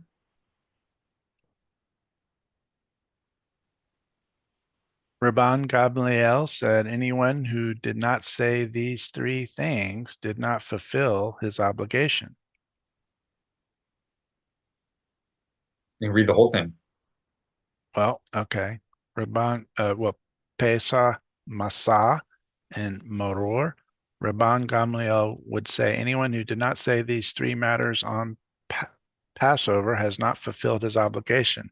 The Paschal lamb, matzah, and bitter herbs. Matzah, because our forefathers were redeemed from Egypt, as it is stated, and they baked the dough that they took out of Egypt. Exodus 12:39. Okay. Mi haba batur, mi rotze likro. Mi haba batur. Who's next in line? Ani rosa likra. Likro, likro. Likro. There you go. Likro. O-H. O. Likro. Bachavod. You can read it Maror. again. You can You read want it the again whole? from the Okay. beginning. Yeah. Ramban Gamaliel would say, anyone who do not say these three matters on Passover has not fulfilled his obligation: the Paschal lamb, masa, and bitter herbs. Maror, herbs, is because the Egyptians embittered our forefathers' lives in Egypt, as it is stated, and they embittered their lives. Exodus chapter 1, verse 14. Bachavod. All right. Let's say this together out loud. Please make sure that your mics are turned off, but Heather and I keep wanting to say Victor. Don't kill me. I know Hector. it is Victor. I keep wanting to say. Oh. I'm confusing the H of Heather with the V of Victor, and that's what's going on in my subconscious. All right, so Victor and Heather, please say it together with me. Everybody else with your mics muted. Let's read the 10 plagues. The Eser hamakoth, the Eser hamakoth. On that same night, I will pass through Egypt and smite every firstborn, both men and animals, and against all the gods of Egypt, I will execute judgments. I am the eternal. All right, let's say it together. The Eser makot together. 1, 2, 3. Blood, Blood. Blood. frog, Frog. blood sucking Blood-sucking gnats, gnats. wildlife ambush. pestilence, Pestilence. boils, Boils. hail, Hail. locust, Locust. darkness, Darkness. smiting Smiting Fighting firstborns. of firstborns. All right, let's say it together in Hebrew. Dam, Dam. Dam. Sfardea, Sephardeh. Fardea. Hinim, Kinim. Kinim. Arov, Arov. Dever, Devar. Dever. Dever. Dever. That's right. Let's do it again. Dever. Notice the accent marks. Let's start over again. 1, 2, 3. Dam, Dam. Sfardea, Sephardeh. Hinim, Kinim. Arov, Arov. Dever, Dever. Shihin, Shehin. Barad, Arad. Arbe, Arbe. Hoshech, Hoshech. Makath Bechoroth. Machat. Becharoth. Beautiful. One more time. Makath Bechoroth. Makath. Becharoth. Got it. Beautiful. And let's say together the 10 plagues, the Eser Hamakoth. Eser Hamakoth. Eser Hamachoth. Hamakoth, regular K. Eser Hamakoth. Eser Hamakoth. Beautiful. All right, you guys. Bo'unamshich. Let's continue.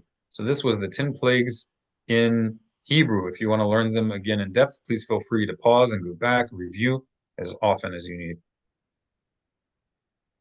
Dam, Sfardea, Hinim, Arov, Dever, Shihin, Barad, Arba, Hoshech, Makath, Bechoroth. And this we usually say, traditionally, people will dip their pinky or a finger in the salt water or in the wine, and everybody at the table will together take a dip of the finger into the wine and then fling it onto a napkin right next to them or in front of them as they say each of these. So you'll dip your finger in the wine and say, everybody together, dam. They'll then dip their finger and take another little bit and fling it into the napkin, sfardea. And they'll repeat it, everybody together, kinim, arov. If you imagine it going everybody all at once, dever, shihin. And this is not a halakha. This is a pervasive old custom. So you can do it in different ways as well. Whatever is most impactful to you personally or to your family. So you could also just take turns and go around the table. That each person does it individually or as a unit. Dam, sfardea, kinim, arov, dever, shihin, barad, arbe, hoshech, makath bechoroth. You could also do this in English, okay? So you could do with the flinging of the wine from your finger. Again, you could do it in English. Blood, frog, blood-sucking gnats. People usually translate this as fleas or lice, but the term kinim referred to any sort of little blood-sucking insect. So it's not that it was or lice or gnat or fleas. It could have been one or the other, but the word itself is not one or the other. It's both. All right. Ba'u namshich. Exodus from Egypt. Do we have a volunteer? How do we say Exodus from Egypt in Hebrew? If you want to give it a shot, first say Tur Sheli. My turn. Tur Sheli.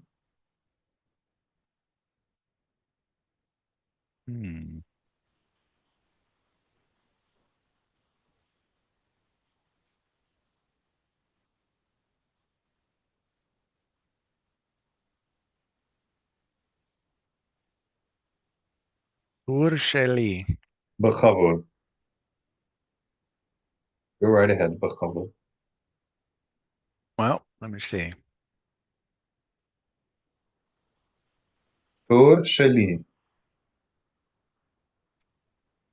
Let's see. Egypt would be Mitzrayim. Not sure about from. How do you do from Egypt? Mitzrayim. Okay, so from in Hebrew typically is meh. Meh. It's a mem prefix, the letter mem, like the letter im as in mother, meh. And it will come before the thing that it is from.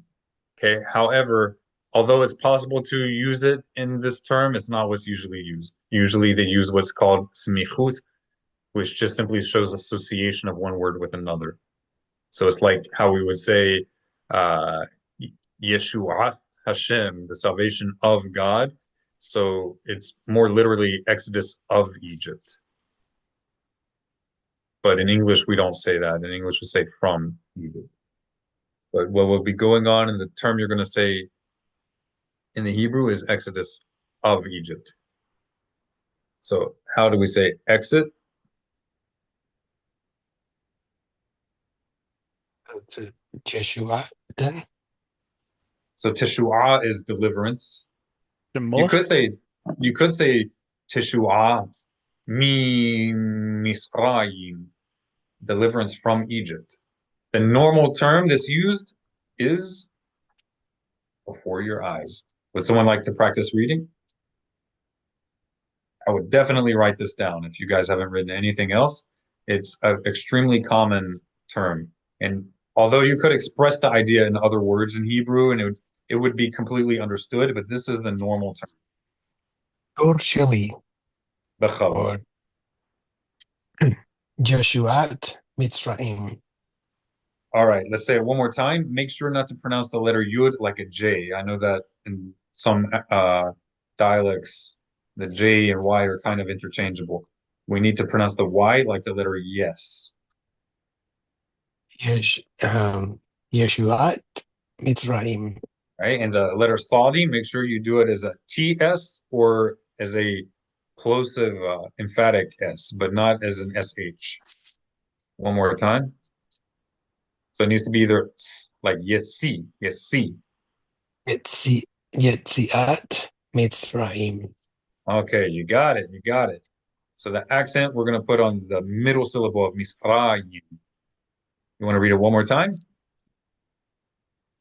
Yetziat Mitzrayim.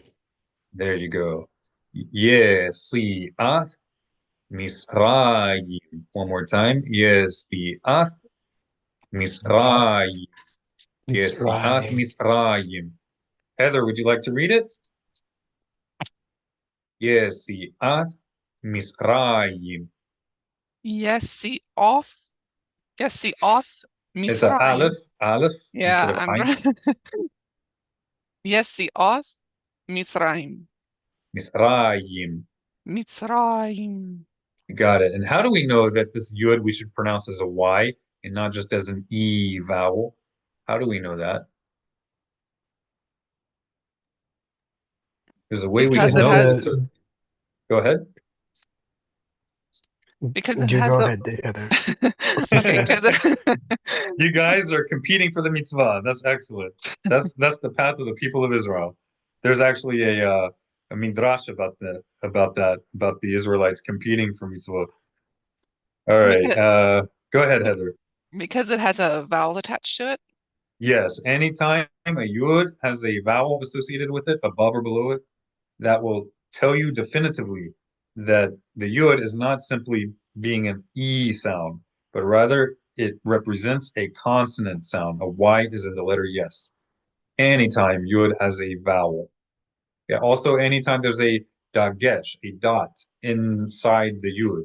So that would be like right here, but it would be smaller, right? If there's a dot right here, a dagesh, that also indicates that the yud should be pronounced as a consonant. As opposed to here, this yud has no vowel of its own. When the yud has no vowel, that means it's just a stand-in what do you call it? It's just a stand-in for a vowel. It's just symbolizing a placeholder for a vowel. And in this case, this yud is standing in or representing the vowel right here. So they're literally one and the same. Not just that they both make the same sound, but they're literally the one and the same. Okay?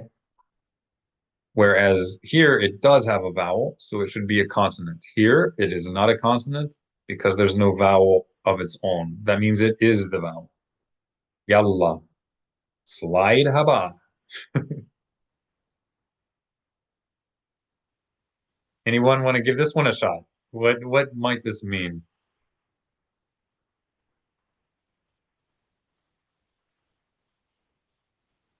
Feel free to First day guess. of the first month of the first. Yes. Yes, the first day of the first month of the first year on the Hebrew calendar. So a lot of people call Rosh Hashanah, Yom Teruah, they call it the Jewish New Year. But really, according to Jewish tradition, Rosh Hashanah, it is a new year, but it's not the Jewish New Year. Rosh Hashanah is the new year of creation of all humanity. It is Pesach, the month of Pesach, that is the first month of the Hebrew New Year. Right? And God declares explicitly in the Torah, it is the first of months for you. It's not even a debate in Talmudic literature. So it's kind of funny that it's not even like a divide between rabbinic Jews and quote unquote biblical Jews or Karaite Jews. There's no dispute. It's just that people argue about this thing when there's no even an argument. And two things can be true at once. There are different calendars. So Rosh Hashanah is, in ancient Jewish tradition, a new year, but it is the new year of creation. It's the universal new year. Whereas the first of Nisan is the new year of the people of Israel. Right? So what might be the nighttime order? What might this refer to? If anybody knows, please give it a guess. Say Tur Shali and then give us a guess. What is this referring to?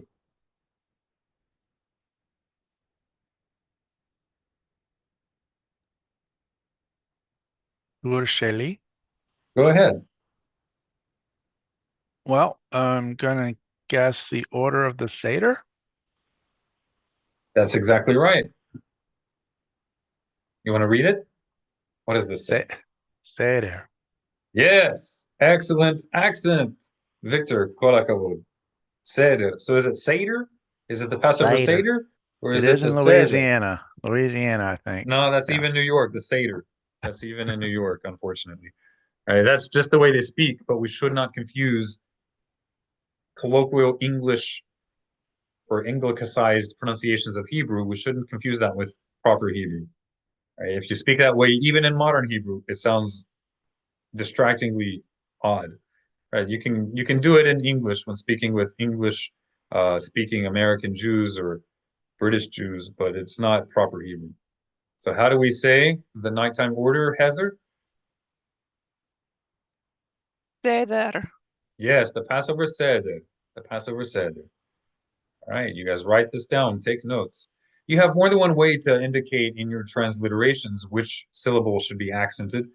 You can either capitalize the accented syllable and lowercase the unaccented syllables, or you can write them all large or all small and just put the little accent symbol over it, which is common in Spanish. You have choice, whatever works best for you. All right, who wants to give this a shot? What is the Haggadah? Maze Haggadah.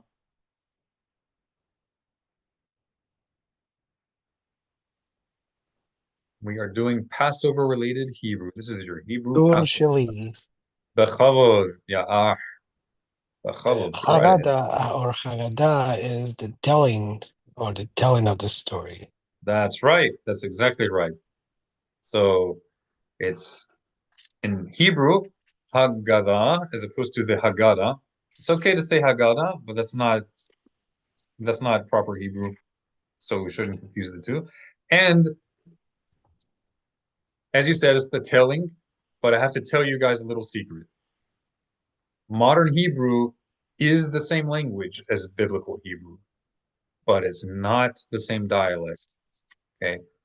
It is more similar to biblical Hebrew, modern Hebrew is more similar to biblical Hebrew than modern English is to Shakespearean English or to the King James Version English. Okay, modern Hebrew is more similar to biblical Hebrew than modern English is to Shakespearean English. However, they're not the same dialect. Why am I saying this? Many people translate the Haggadah as the telling or the telling over. And it's not false, that is what it is, but that's not the connotation of the word. The reason people have begun translating it as the telling is because in modern Hebrew, not biblical Hebrew, in modern Hebrew, this root word is the commonly used term that expresses to tell someone something. Tegidli, tell me this. Tegidlo edzeh, tell him that.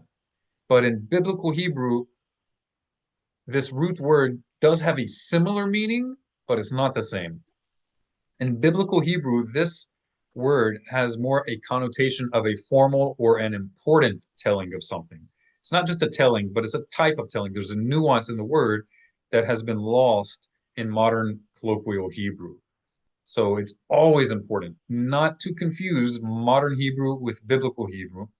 And we can do that. We can distinguish between the two without making the false claim of Jew haters that modern Hebrew is not Hebrew. It is Hebrew, it's just a different dialect. So in biblical Hebrew, in proper classical Hebrew, this root word doesn't just mean to tell, it means to declare. It's a important telling, to declare or to proclaim something important, right? Whereas in modern Hebrew, it's just general telling.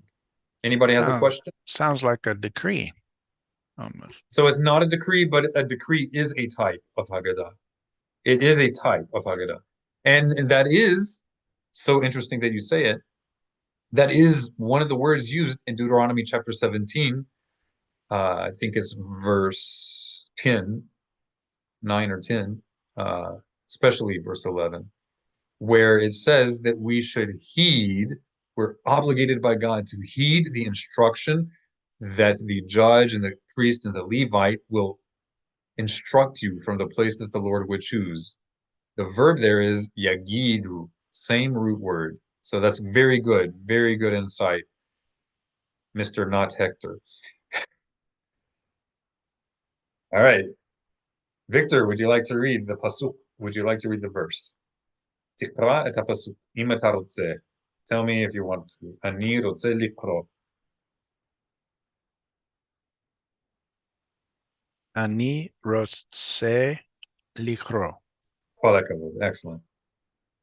And you shall proclaim to your son in that day, saying, it's because of what the Eternal did for me when I came forth out of Egypt. Exodus 13:8.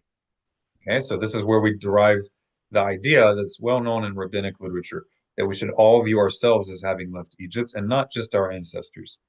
Where does that come from? Because God himself commanded us that when we declare the story of the Exodus to our children, we should say that he did it for me, as if we ourselves left. Right? And this is figurative.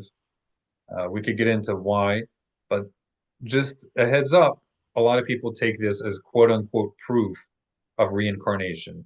But that's absurd, because if we read the story, God says that he made that covenant with not only those who were standing there that day at Mount Sinai, but also with your children and your children's children, i.e., your children and your children's children are not you, but he made the covenant as if they were there, not that they're literally there. If we're all just a reincarnation of the people who were standing in Mount Sinai, then God would not need to say with you and with those who are not standing here, because we would all be one and the same. All right. Mihaba, leavened bread. Maze leavened bread. What is leavened bread in Hebrew? Ech omrim, how do you say? Ech omrim, how do you say leavened bread? Ech omrim, leavened bread in Hebrew. Mirotze lahagid. That's modern Hebrew. Who wants to tell us? Mirotze lahagid. Feel free to say my turn or אני רוצה להגיד. I want to say. I want to declare. אני רוצה להגיד. That's the same root word as Haggadah. להגיד, to declare. אני רוצה להגיד. If you're a woman, אני רוצה להגיד. אני רוצה להגיד. בכבוד. תגיד, declare it. תגיד. How do you say, איך אומרים, leavened bread in Hebrew? תגיד. Matzah. Oh, in Hebrew, yeah, matzah. Leavened, Matzah. leavened bread. Leaven. Matzah Matzot. is unleavened. Matzah is unleavened. Oh, like it's a Starts with the het. Ha. hamotzi. It's a hamotzi. I can't remember. We No, had that root word. That's the same root as Yetziat Mitzrayim. Hamosi, the one who brings out. Yetziah, the going out of. That's Mosi. Lechem is a lechem. Well, that's just bread. Lechem is just Yeah, bread. Hamosi Lechem, the one who brings out bread, who brings forth bread. Hamosi Lechem. How do we say unleavened? I'm sorry, how do we say leavened bread? Masa is unleavened. Masa is unleavened bread. How do we say leavened bread? It is. I just had it. I just lost it again. You know, if you want an escape route, just say mihaba. Yeah, I'll skip. Say I know it, mihaba. but I can. You don't have to say I'll Mihaba. skip. Just ask. Put yourself in a place of authority. You just like look around innocently. Mihaba. Mihaba. ברוך אתה אדוני אלוהינו מלך העולם שהכל נהיה בדברו. Most worthy of praise and source of all blessing are you, O eternal, our venerable, powerful authority, King of all existence, by whose utterance all came into being. Baruch atah Adonai Eloheinu melech haolam, shehakol nihya bidvoro. Amen. If you guys hear somebody say a blessing, you can say Amen. Tizkur mitzvot, Mr. Victor. Maze leavened bread. Ech omrim. How do you say leavened bread? Ech omrim leavened bread be'ivrit. Well, is it the same as just saying bread? By Bread chance? is lechem, so bread could be Yeah. leavened or unleavened. And people did eat unleavened bread throughout the year. It kept better. Yeah. Isn't it Hametz? Obviously, Hametz is Ding, the ding, ding, ladder. ding, ding, kol hakavod. All right, now let's try to read it a little bit more accurately. Chametz is perfectly acceptable in Jewish communities around the world to say. Don't be embarrassed to say chametz, but let's read it in proper Hebrew, in classical Hebrew, biblical Hebrew. In biblical times, they were not saying chametz. How do we read it in biblical Hebrew? Anybody want to give it a shot? Think about which syllable to accent. Chametz. Anybody want to read? No. Note the dot under it lets you know that it should not be friction in your mouth. Cha is not guttural. We know that cha in chametz, we know that the sound of cha is not guttural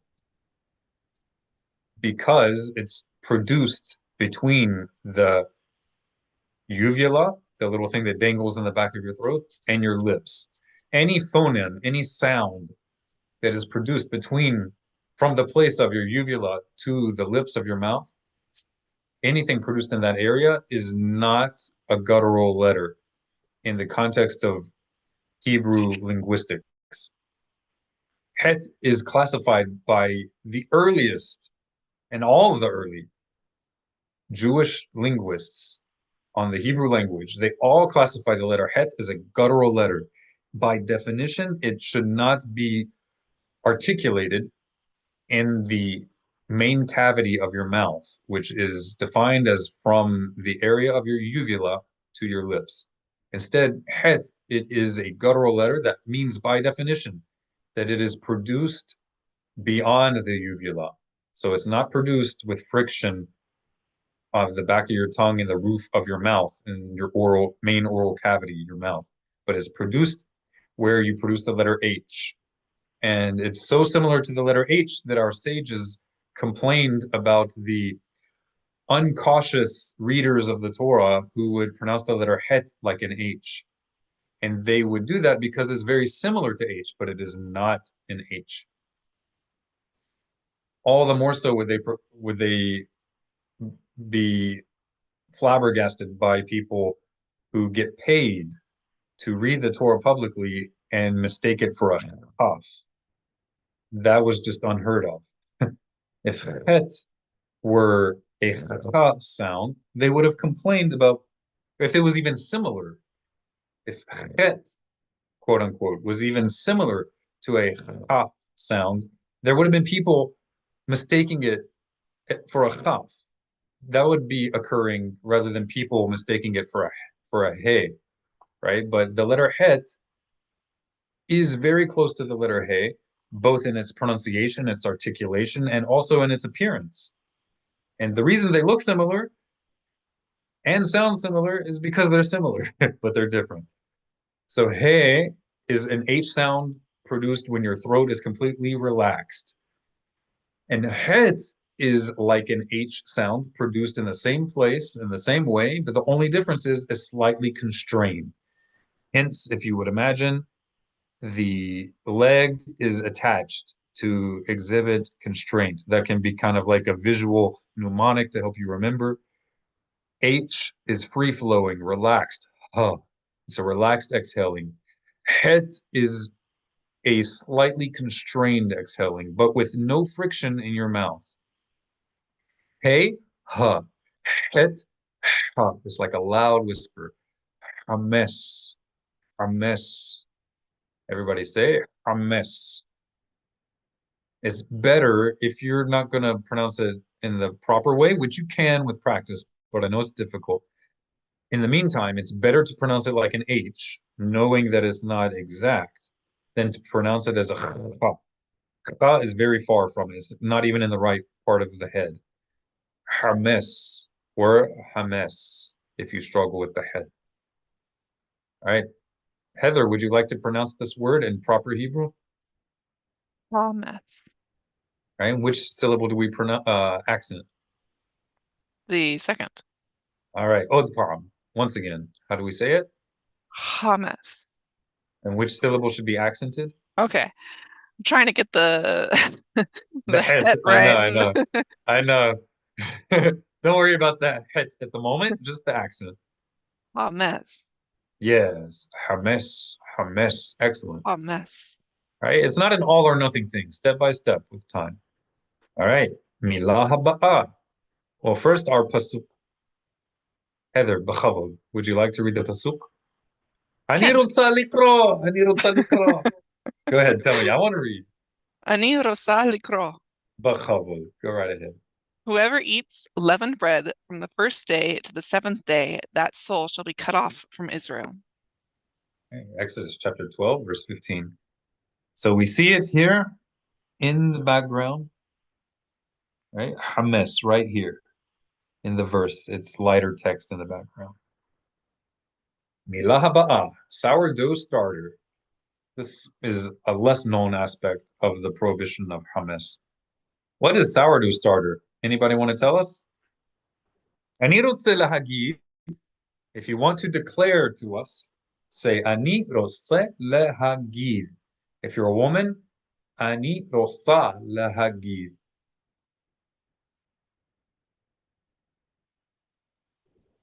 I want to declare. I want to declare it. Ani rosa lahagid. I want to proclaim it. Ani rosa lahagid. Ani rotze lahagid. Ani rotze lahagid. B'chavod. Go right ahead with honor. Maze sourdough starter. Well, it is hametz, a small portion of it that you use to put into new dough So it leavens the entire new dough. Excellent, excellent. All right, now normally hamas doesn't refer to this. Normally hamas refers to leavened bread, leavened bread. But technically and etymologically, it is because the word hamas comes from the root hamus, which means something that has begun to ferment, Mm. right? Right. So is it a different word? Okay, so that's what I was gonna ask, I but I kind saw it. of helped you cheat, but do you remember how Yeah. to say it? How do we say this? The Torah prohibits both. Not only are we forbidden directly by God, not only are we forbidden from having leavened bread, but we're also explicitly forbidden from having non-bread sourdough starter. That is the leavening agent that is put into dough that would then be baked that makes it leavened. So there's a distinction. Can you explain it to us one more time in your own words, what it is? And then if you know the word, feel free to say it. Um, so it is in this case for sourdough, it is a piece or bacteria in a sense that ferments the bread and that causes it to raise. Okay, now the Um, Torah doesn't prohibit the bacteria. God didn't tell people about things they didn't have words for. So it's yeah, not but referring to the bacteria. yeah, Not, we're not denying that the bacteria exists. We know it exists, but yeah. this doesn't refer to the bacteria itself, but rather it refers to, I guess it's a small piece in this case yeah, of that's it. It's the dough. It's the little piece of dough. yeah, That's right. yeah, That's used to start the fermenting the of new another new batch of dough. yeah. All right. So how do we say And that? I don't know, I saw it was a sheen, but I can't remember the others. You were All right. quick. Go right ahead. Um, Seor, Saor, saor, saor, or Seor. saor. Now, I translated this according to the majority traditions of the people of Israel, where they pronounce the sound of Shavah as a short sound, generally speaking. That's in practice. But in multiple Jewish communities, historically, they distinguished between how you would default pronounce the Shavah when it sounded, as opposed to how you would pronounce it when it comes immediately before a guttural letter. And Aleph is a guttural letter. When it comes before a guttural letter, it leaves its default pronunciation as an and it takes on a shortened form of the vowel of the guttural letter that comes after. In this case, it's an So in the very uh, cautious reading and the very careful, articulate reading of those traditions, it would not be se'or, but it would be se'or. That's such a nuance, most people won't even get it. But don't think that it's trivial, because a non-native English speaker would think the difference between hat and hate is trivial. But to a native speaker, we hear a clear difference between hat, hate, hut, and hoot, right?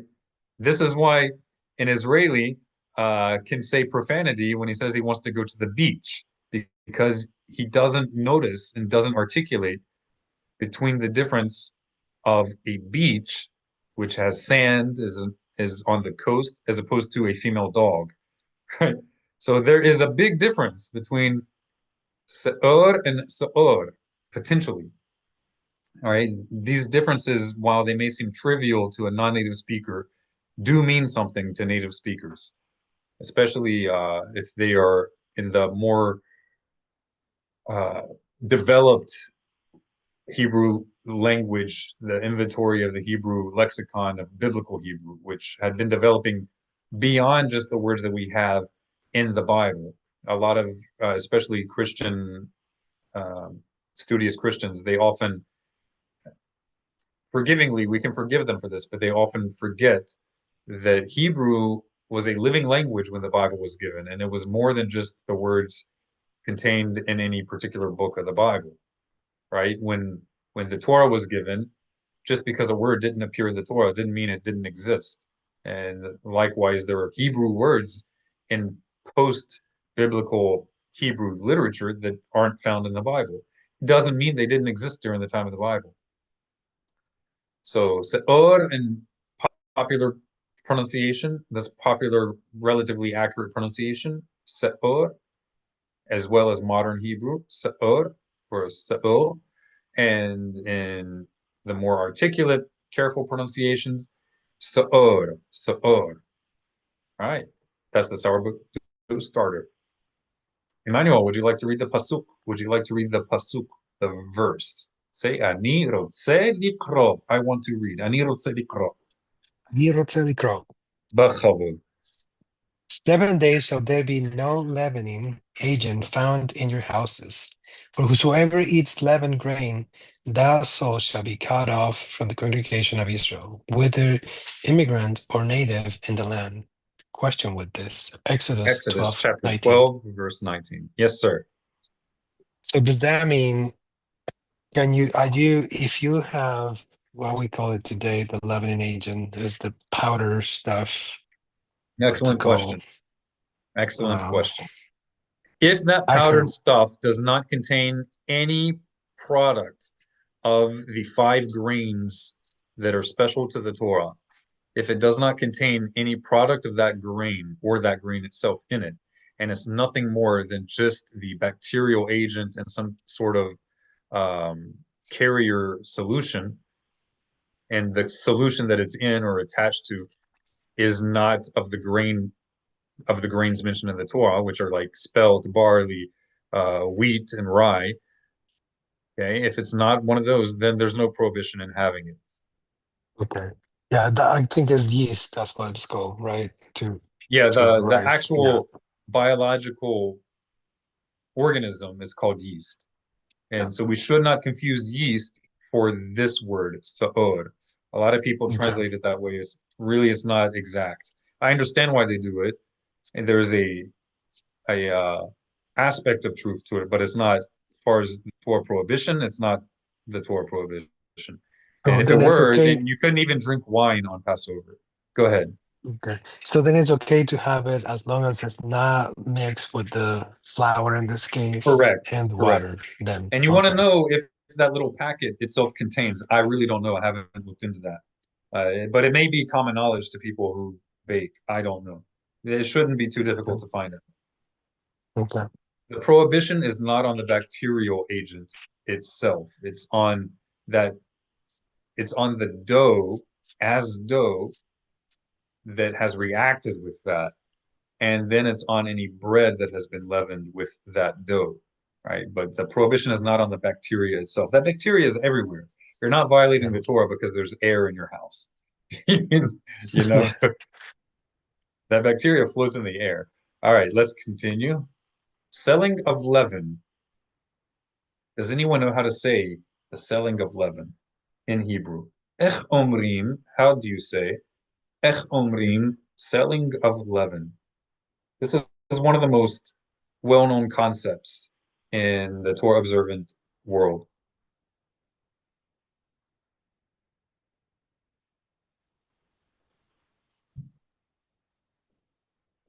Okay. Mi haba b'tor.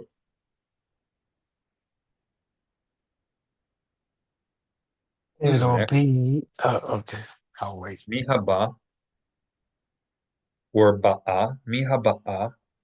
Mi haba'a o haba. Mi haba o haba'a. Mi רוצה לקרוא. Me Go רוצה ahead. לקרוא. I אתה? was gonna אתה רוצה לקרוא? You want to read? yes. How do I say yes? No. כן, כן, Just כן, אני רוצה לקרוא. Ken with a K or with an Kaf, H? with a regular K Oh, sound. okay. כן, Ken. כן, אני Okay. רוצה לקרוא. Yes, I Ken want to אני read. רוצה לקרוא.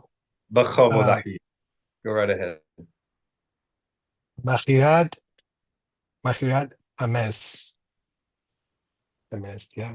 That's right. מכירת. Mechirat Hames, or in modern Hebrew, Mechirat Hamet. Bechavod. You did excellent pronunciation. So let me call on somebody else.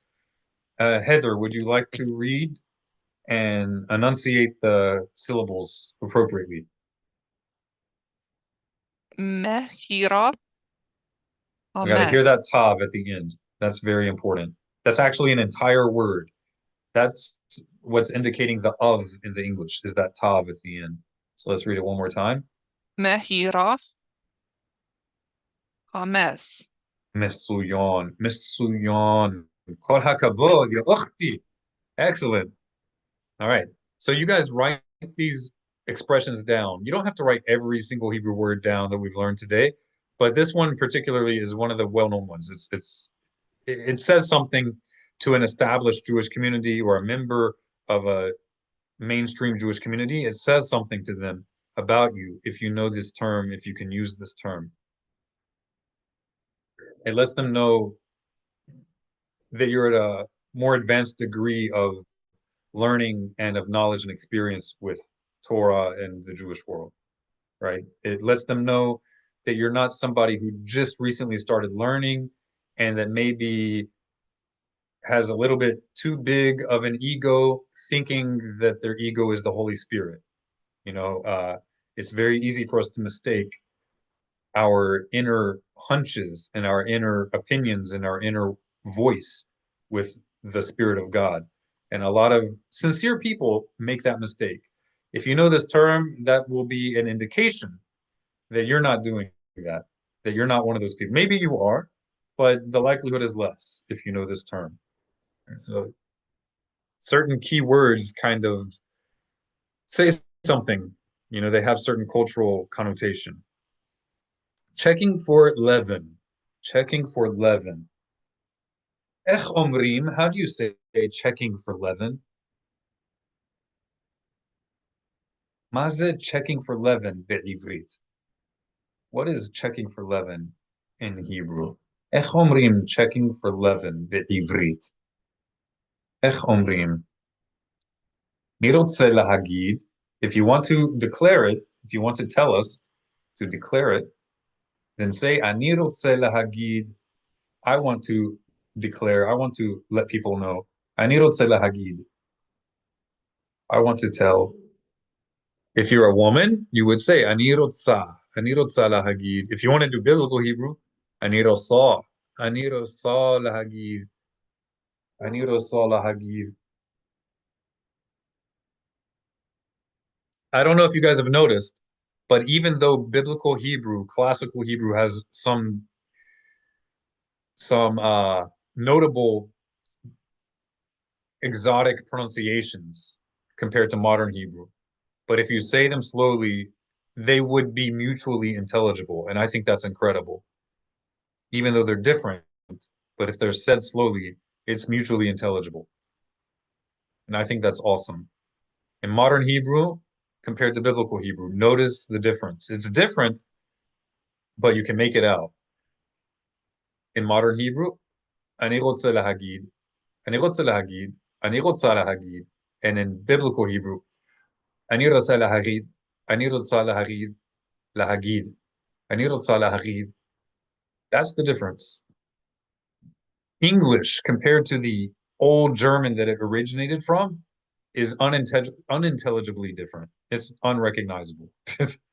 It's incredible that we are, even in modern Hebrew, we are speaking a type of Hebrew that if we would speak it slowly and carefully, Moses could understand us.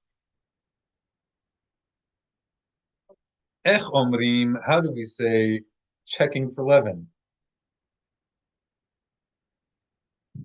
אני רוצה לקרוא. Okay, bechavod.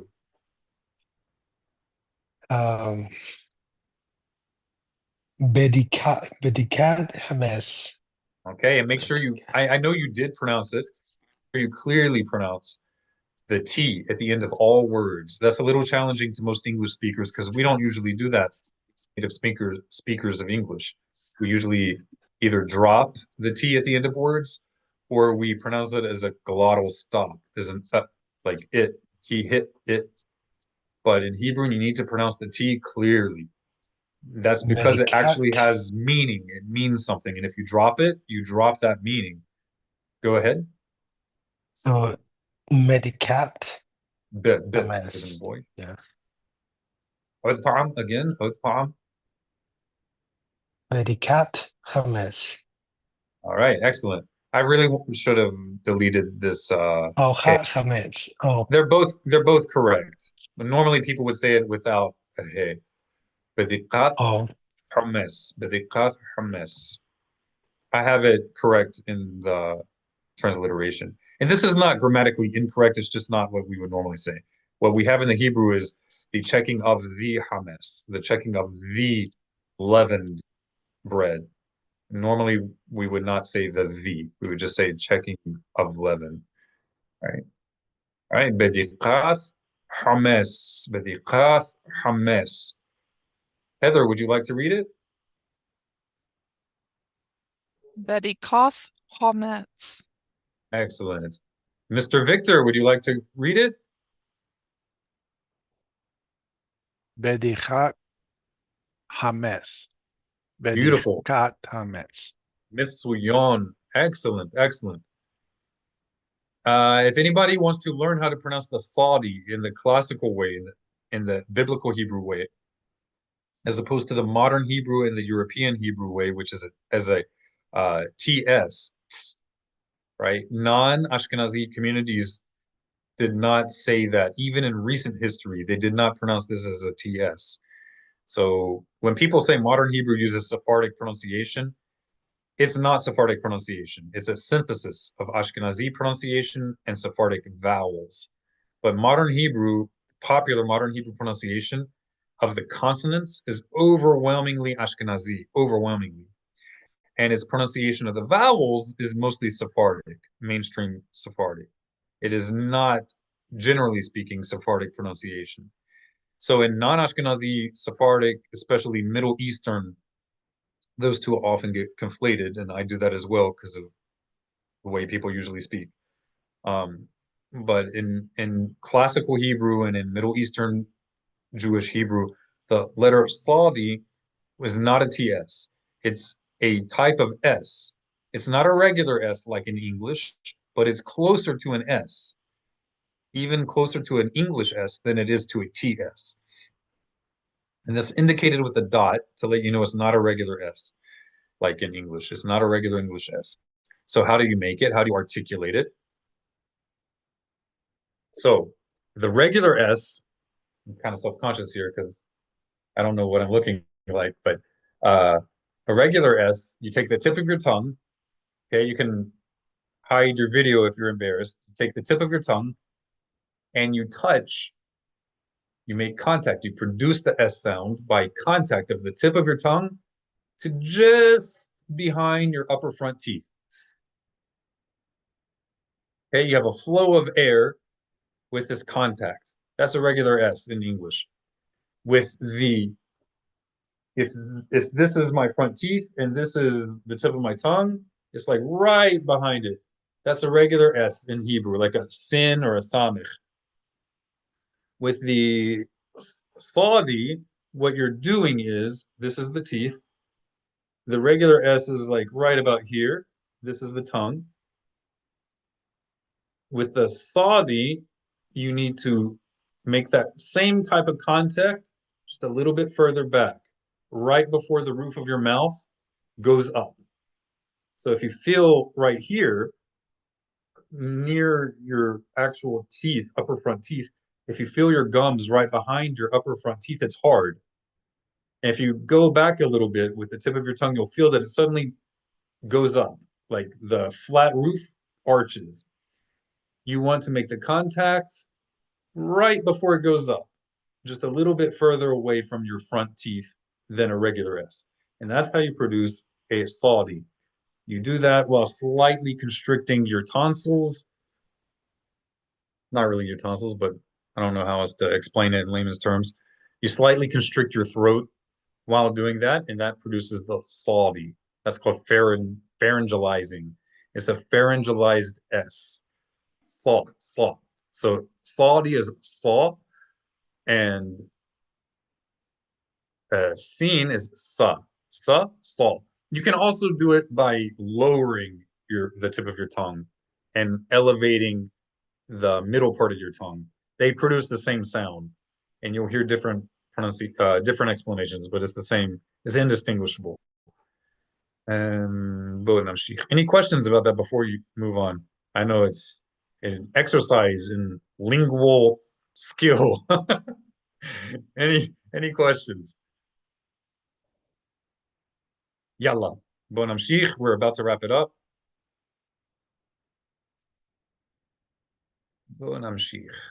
Let's continue.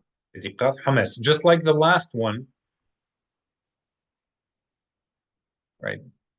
Just like selling of leaven is sort of a cultural or social indicator of your respect for the historical people of Israel, not just being your own authoritative interpreter of the Bible and God's commands, but is an indication that you recognize and value and respect the historical Jewish people and their tradition that they received from the sages of ancient Israel.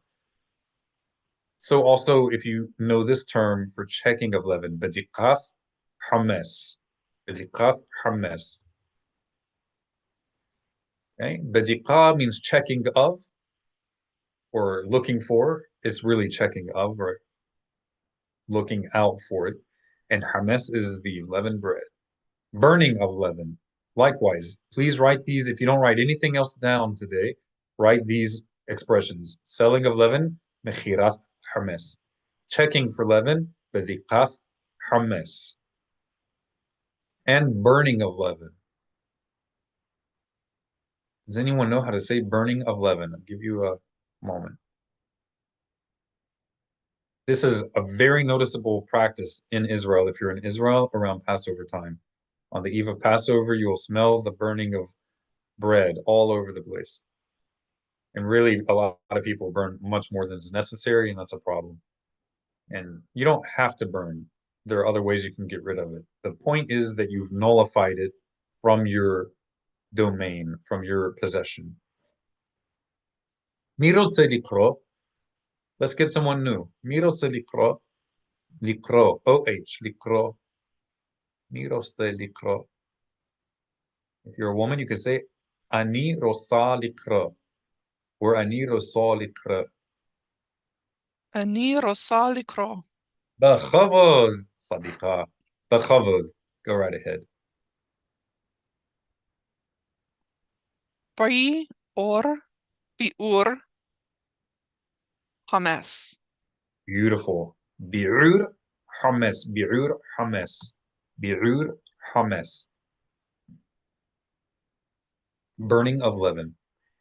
Again, people do often and usually burn it, whatever was excess that they didn't sell.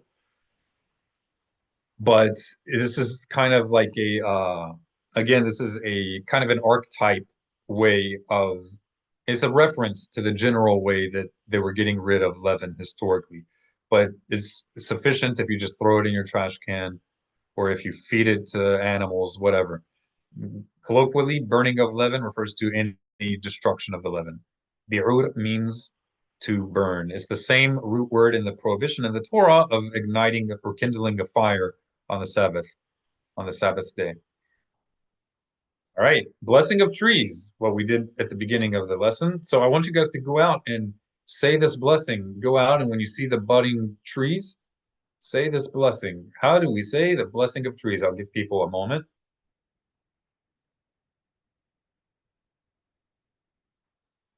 All right. Mirotze likro. Mirotze likro. Who wants to read? Ani rotza likro. I want to read, feminine. Ani rotza likro. I want to read, masculine. Ani rotze likro. In modern Hebrew, ani rotze likro. Ani rotze likro. Ani rotze likro. Likro. Likro. Mirotze likro. Oh, make sure it's an O. Likro. Likro. Likro. All right. Bechavod. Okay. Barachat or barachot. Take note of the vowel under the first letter. Oh, birachat. Birachat. Barachat. Assume any shava, assume it is silent unless you know for sure it should be sounded. And take note of the dagesh in the next to last letter of the first word. Okay. Bir, birchat. This Okay, one, you got it. You got it. Birkat. birchat, In modern yeah, Hebrew, birkat. birkat. Okay, birkat. Ha'ilanit. Ha'ilanit. The final vowel is an Herlan. Oh, ha'ilanot. Sorry, I was Right. stuck with it. It looked like an E to me in Latin, I guess. Right. Just kidding. Birkat ha'ilanot. It's a well-known and beloved blessing. People get excited about going out and all the trees are budding and the flowers are blooming. Birkat ha'ilanot. You can make it a family adventure, a family outing with your kids to the park, and use it as an opportunity to teach your children. Make it a picnic, and it'll make the observance of Torah and the praising of God beloved in their hearts. They'll associate it with family time and fun picnics from their childhood if you do that. Birkat ha'ilanoth. So many of you may already know the word es or etz, like etz ha'im hi lama haziqim ba.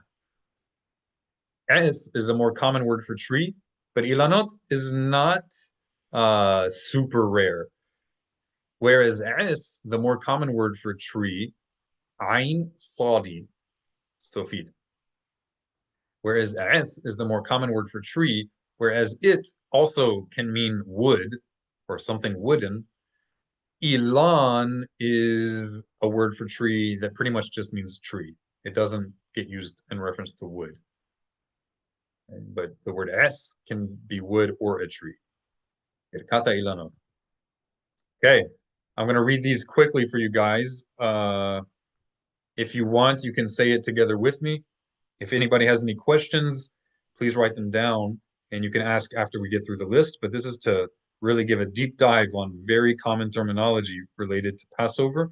But these words, some of these are pretty important. Others, I would say, are less critical. We can talk about that afterwards. Let's just read through them. I'm on the left side.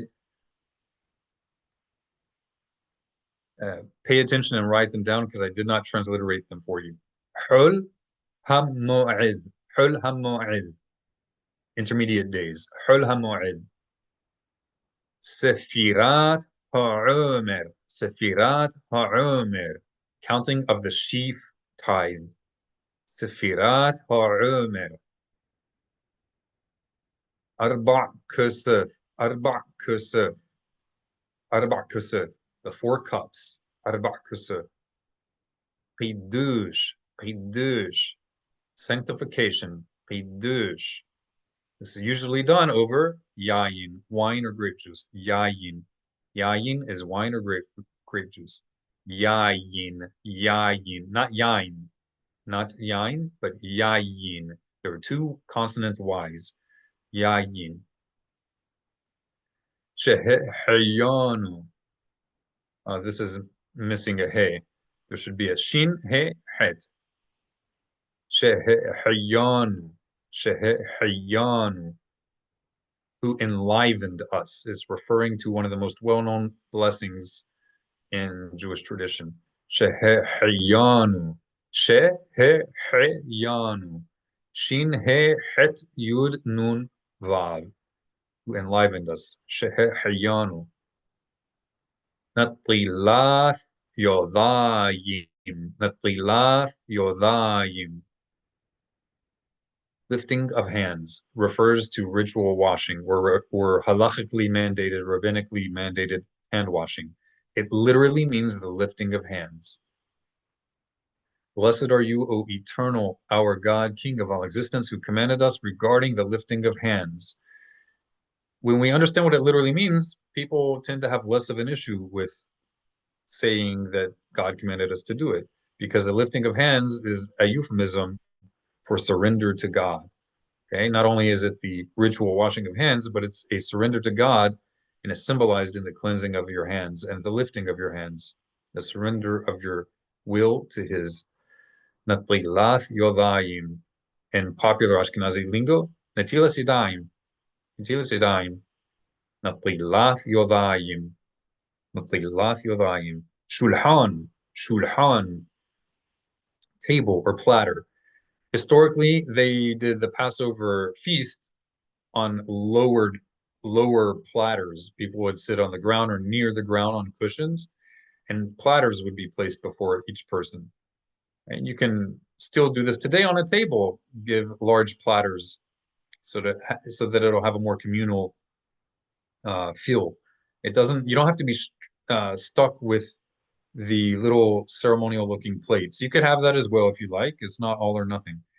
Shulhan, a table. This is the regular word for table in modern Hebrew as well. Shulhan or shulchan in pop pronunciation, shulchan, like Shulchan Aruch. There's Shulchan Aruch. Shulhan. Number 9, karpas. Karpas is a leafy green. It should be a leafy green, and historically it's literally celery.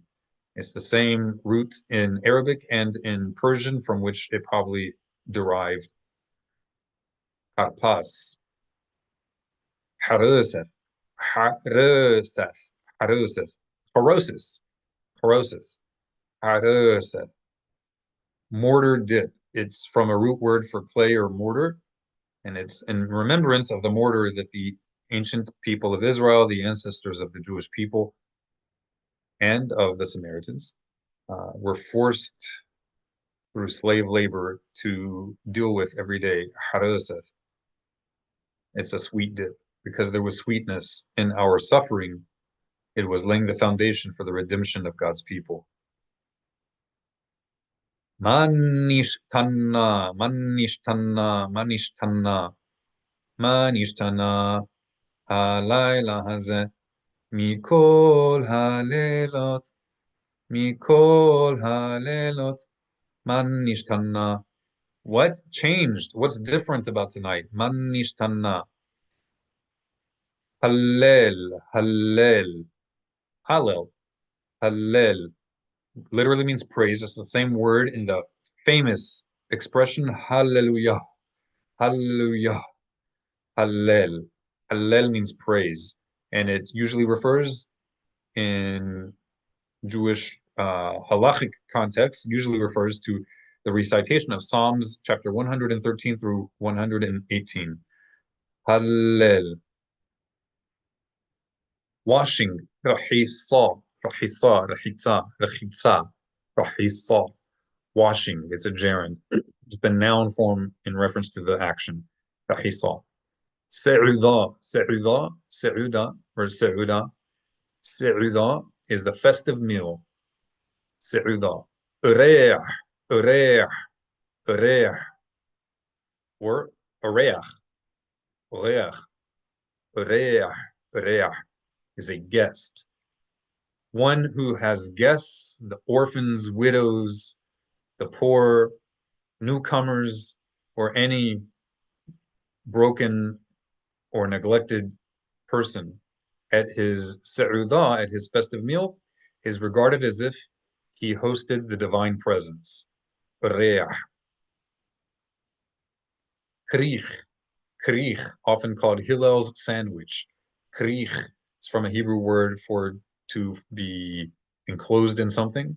It refers to a fold-over type sandwich, like a pita, how a pita can fold, or a lafa. Krich. And this can only be done with the traditional type of masa, the traditional type of matzah. The traditional type of unleavened bread was not a big hard cracker. You can use big hard crackers that are unleavened for your matzah. It's not forbidden. But this word and its reference in all Haggadot, all the Passover Seder guides, this word itself is clear and explicit testimony that matzah doesn't have to be hard crackers. You cannot make a fold-over sandwich with a hard cracker. And this is not a modern leftist, liberal Jewish invention.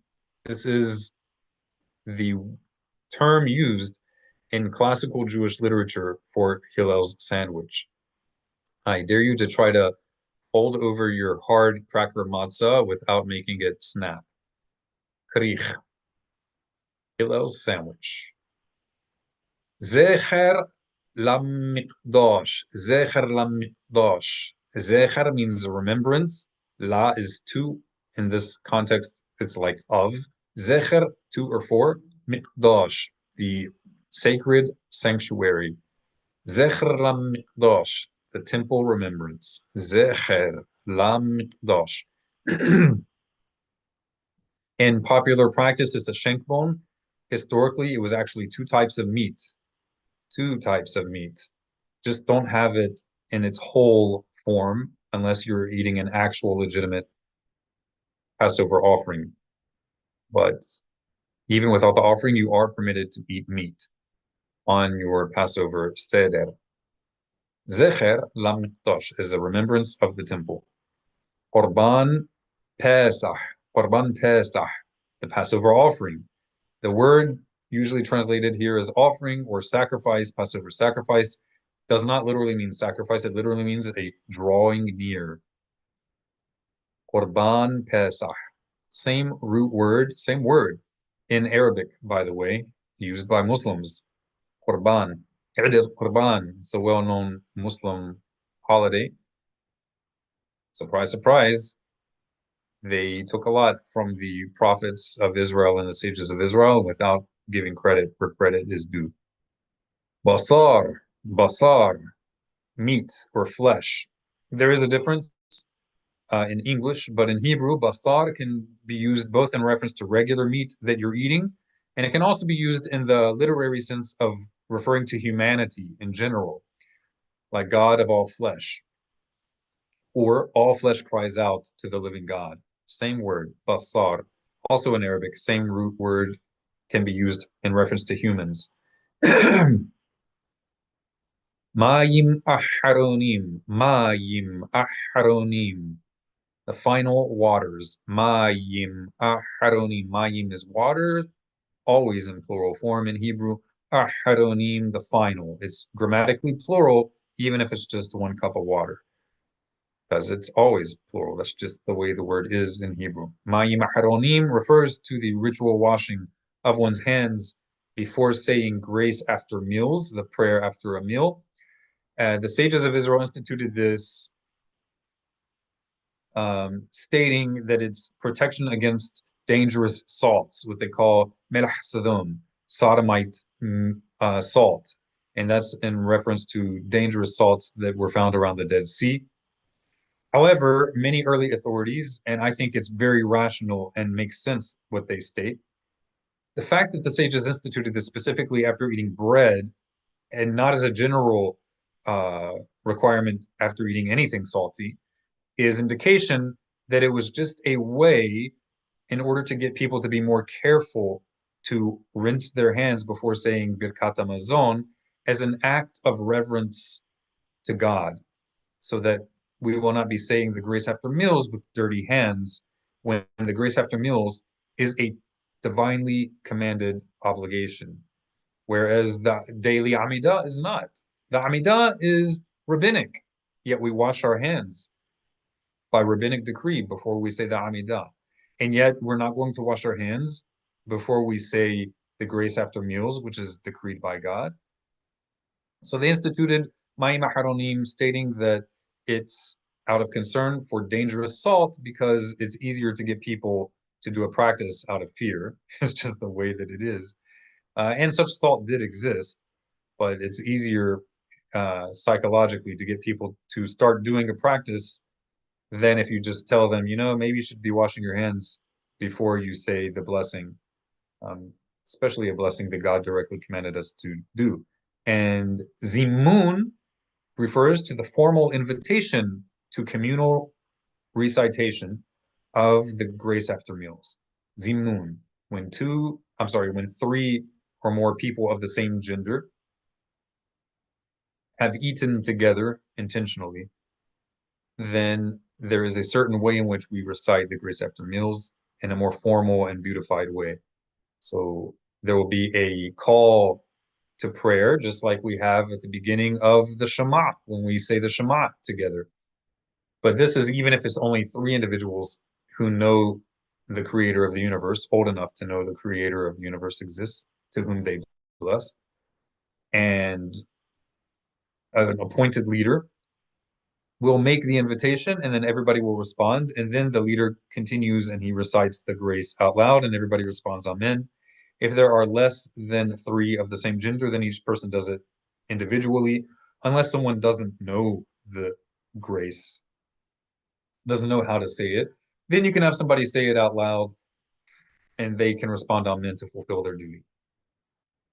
Birkat Hamazon. Birkat Hamazon, the blessing of nourishment, refers specifically to grace after a bread-based meal. Birkat, blessing of, the attribution of value, the expression of gratitude by recognizing the value, the worth in the one who gave us nourishment. Birkat Hamazon. Ya ale wa yova. Ya ale wa yova. Ya ale wa yova.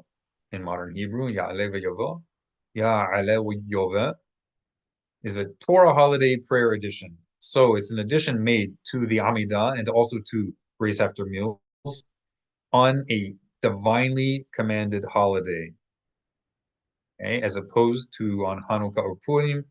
Even though Purim is a biblical holiday, it's not a explicit command of God.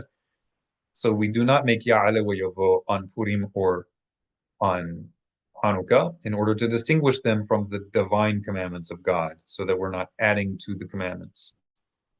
Ya'aleh v'yova is added to the Amidah and to the grace after meals, even on the new moon.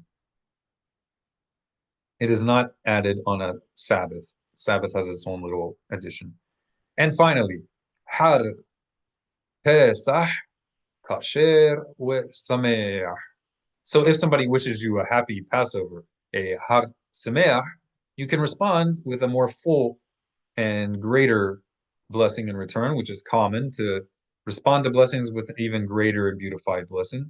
So if they say Har Sameach or Happy Holidays, you can respond Har Pesach Kasher Sameach, a festival, pilgrimage festival of Passover that is, may it be, kosher and joyful.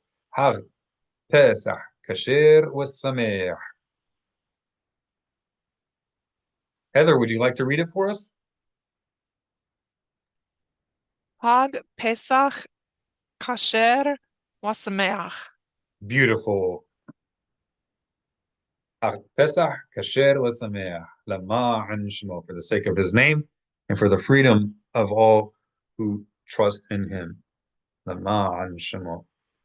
All right, that concludes today. Does anybody have any questions before we wrap it up? We covered several topics.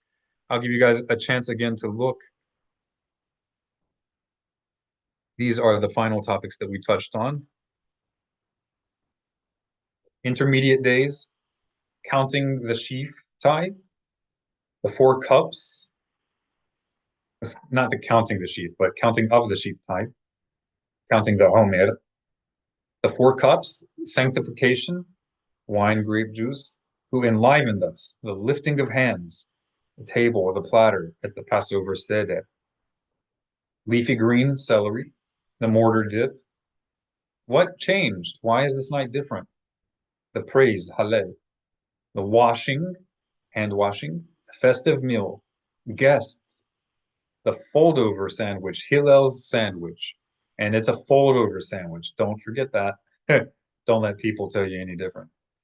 The drawing near of Passover, the Passover offering, meat, flesh, the final waters, the invitation to grace, grace, literally the blessing of nourishment, the Torah Holiday Prayer Edition, and the Passover greeting.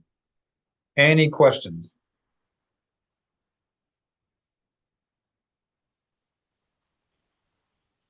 I'll just show you guys everything. Maybe something will come to mind. Any questions?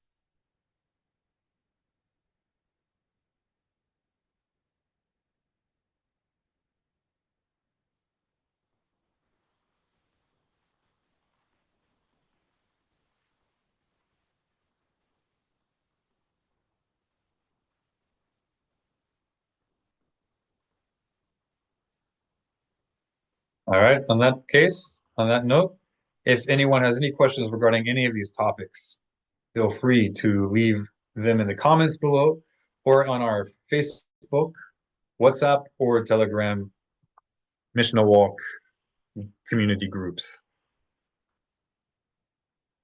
We'll conclude with our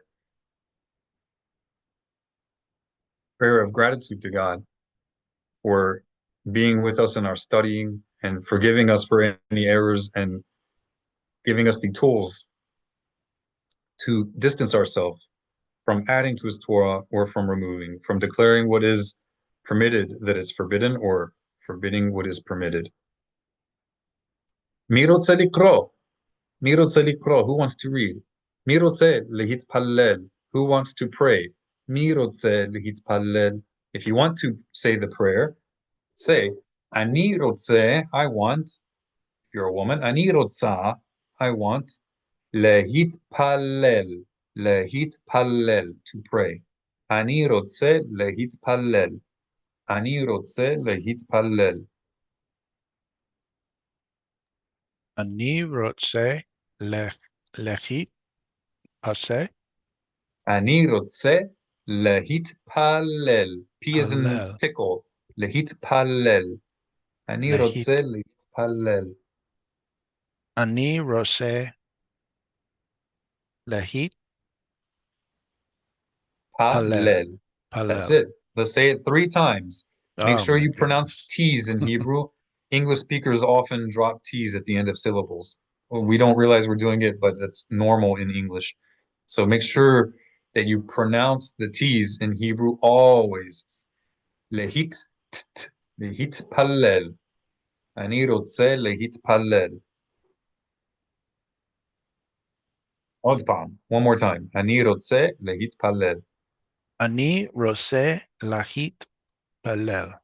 Perfect, Habibi. Bachavov, go right ahead. You can read as much as you want. When you want to stop, somebody else will take over. Mode ani le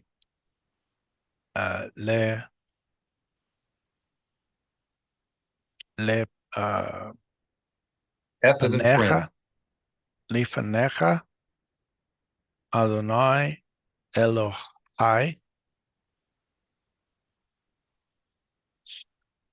Shasamka Shasamta, Shasamta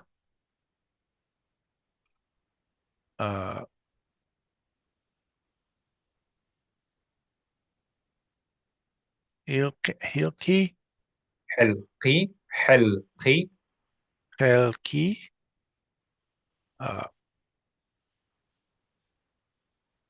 Mi Miosba It's so Yosheve, the dot that would normally be over the right side of the sheen is kind of indicated by the dot of the holam right before it.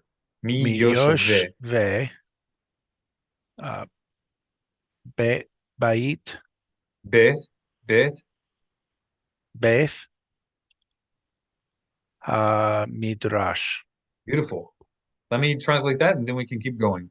I am grateful before you, O Eternal, the powerful authority over me, who has placed that you have placed my portion among those who dwell in the house of study. Tamshich b'chavod. If you want to lehitpallel, if you want to pray, tamshich lehitpallel, continue to pray. Tamshich lehitpallel. Velo Samta Hal Halki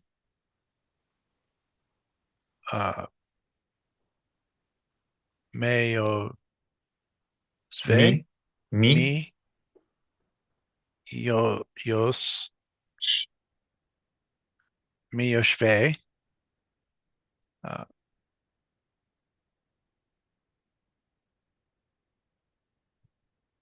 Kira Noth. good. So I am also grateful before you, O Eternal, that you have not placed my portion among those who sit idly on street corners. Tamshich lehitpallel. Tamshich lehitpallel. Sha Ani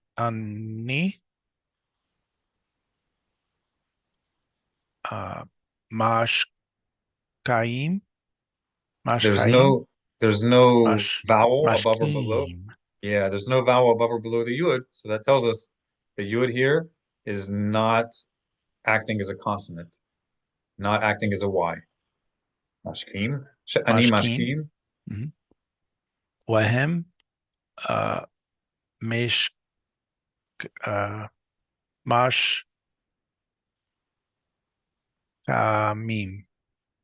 Od palm again. Od palm. Mashkimim. Perfect. Tagid od palm. Say it one more time. Mashkamim. Mashkimim. Mashkimim. Mashkimim. Or I get up early. Ani mashkim. And they get up early. Wahem mashkimim. Tamshich. Unless you're tired. Tamshich Oh, no. להתפלל. Go a little far. Ani mish mash kim led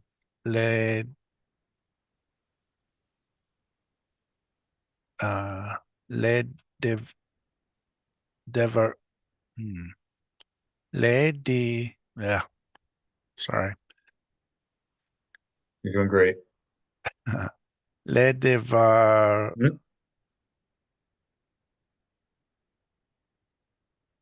The dot. Yeah, le de The D. le de. Oh, I was thinking hard. Yeah, wrong spot. Okay. Le de le de ver Le divre. Le divre. le devre. There you go. Silent shava, unless you know it should be pronounced. Le devre. Ani mashkim le divre. Torah. Wahem mishkamim. Mashkamim. Le div lead varim.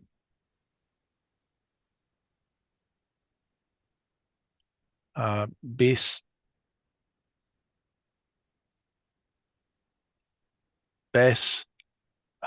lim. Bes lim.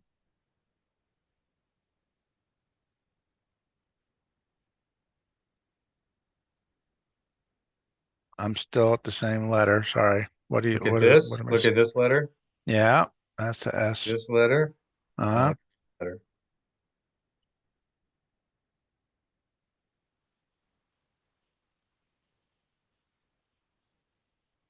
What's the difference? There's a difference. Well, it's a different letter. Bet. So this is the letter T. It's like in modern Hebrew, it's like a regular T. Batalim. Betalim. Betalim. Mishu rotse letargem. Does someone want to translate? Mishu rotse letargem. Mishu rotse letargem. If you want to translate letargem, then you say ani rotse letargem. I want to translate. Ani rotse letargem. M as in mother. Letargem. If you're a woman, rosa letargem. Me'ule. Kol hakavod. Excellent. You can begin translating here. I get up early to matters of Torah, and they get up early to empty matters. If you want, you can continue translating. Reading. You can read and translate. At each stop, you can translate.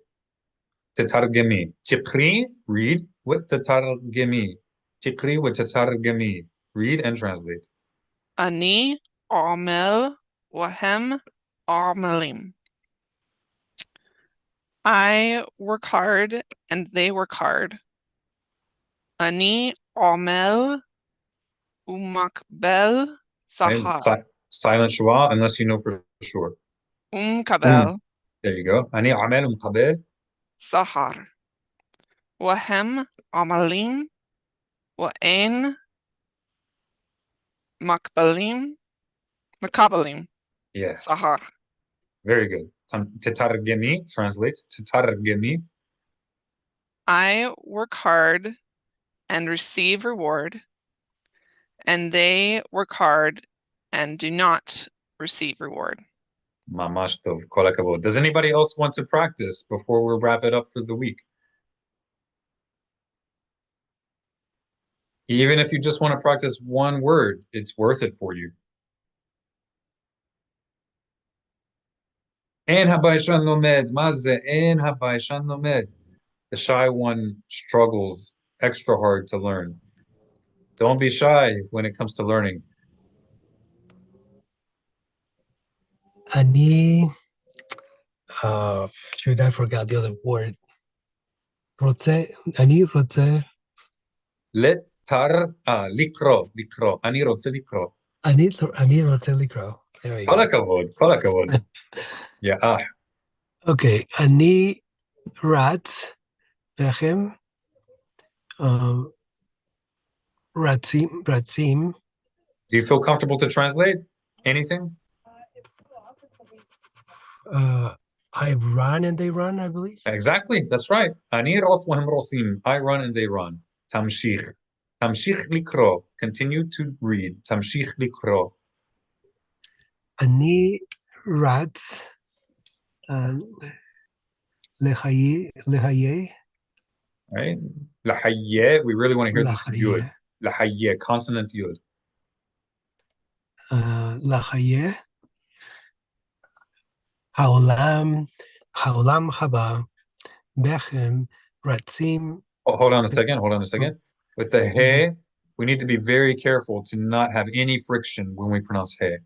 So either we want to pronounce it like a regular soft H, like he helped her, Yeah. or you want to make it silent. Better to make it silent than to pronounce it raspy. Bechem. So either wahem or waem, but certainly not wachem. You don't want to do cha. Bechem. There you go. That's perfect. Wahem. Bechem ratzim le li live air shahat. All right. Ani ros lahayye ho ulam habba وهم رصيم لبئر شاحث. أني رص لحيه علم هبا وهم رصيم لبئر شاحث.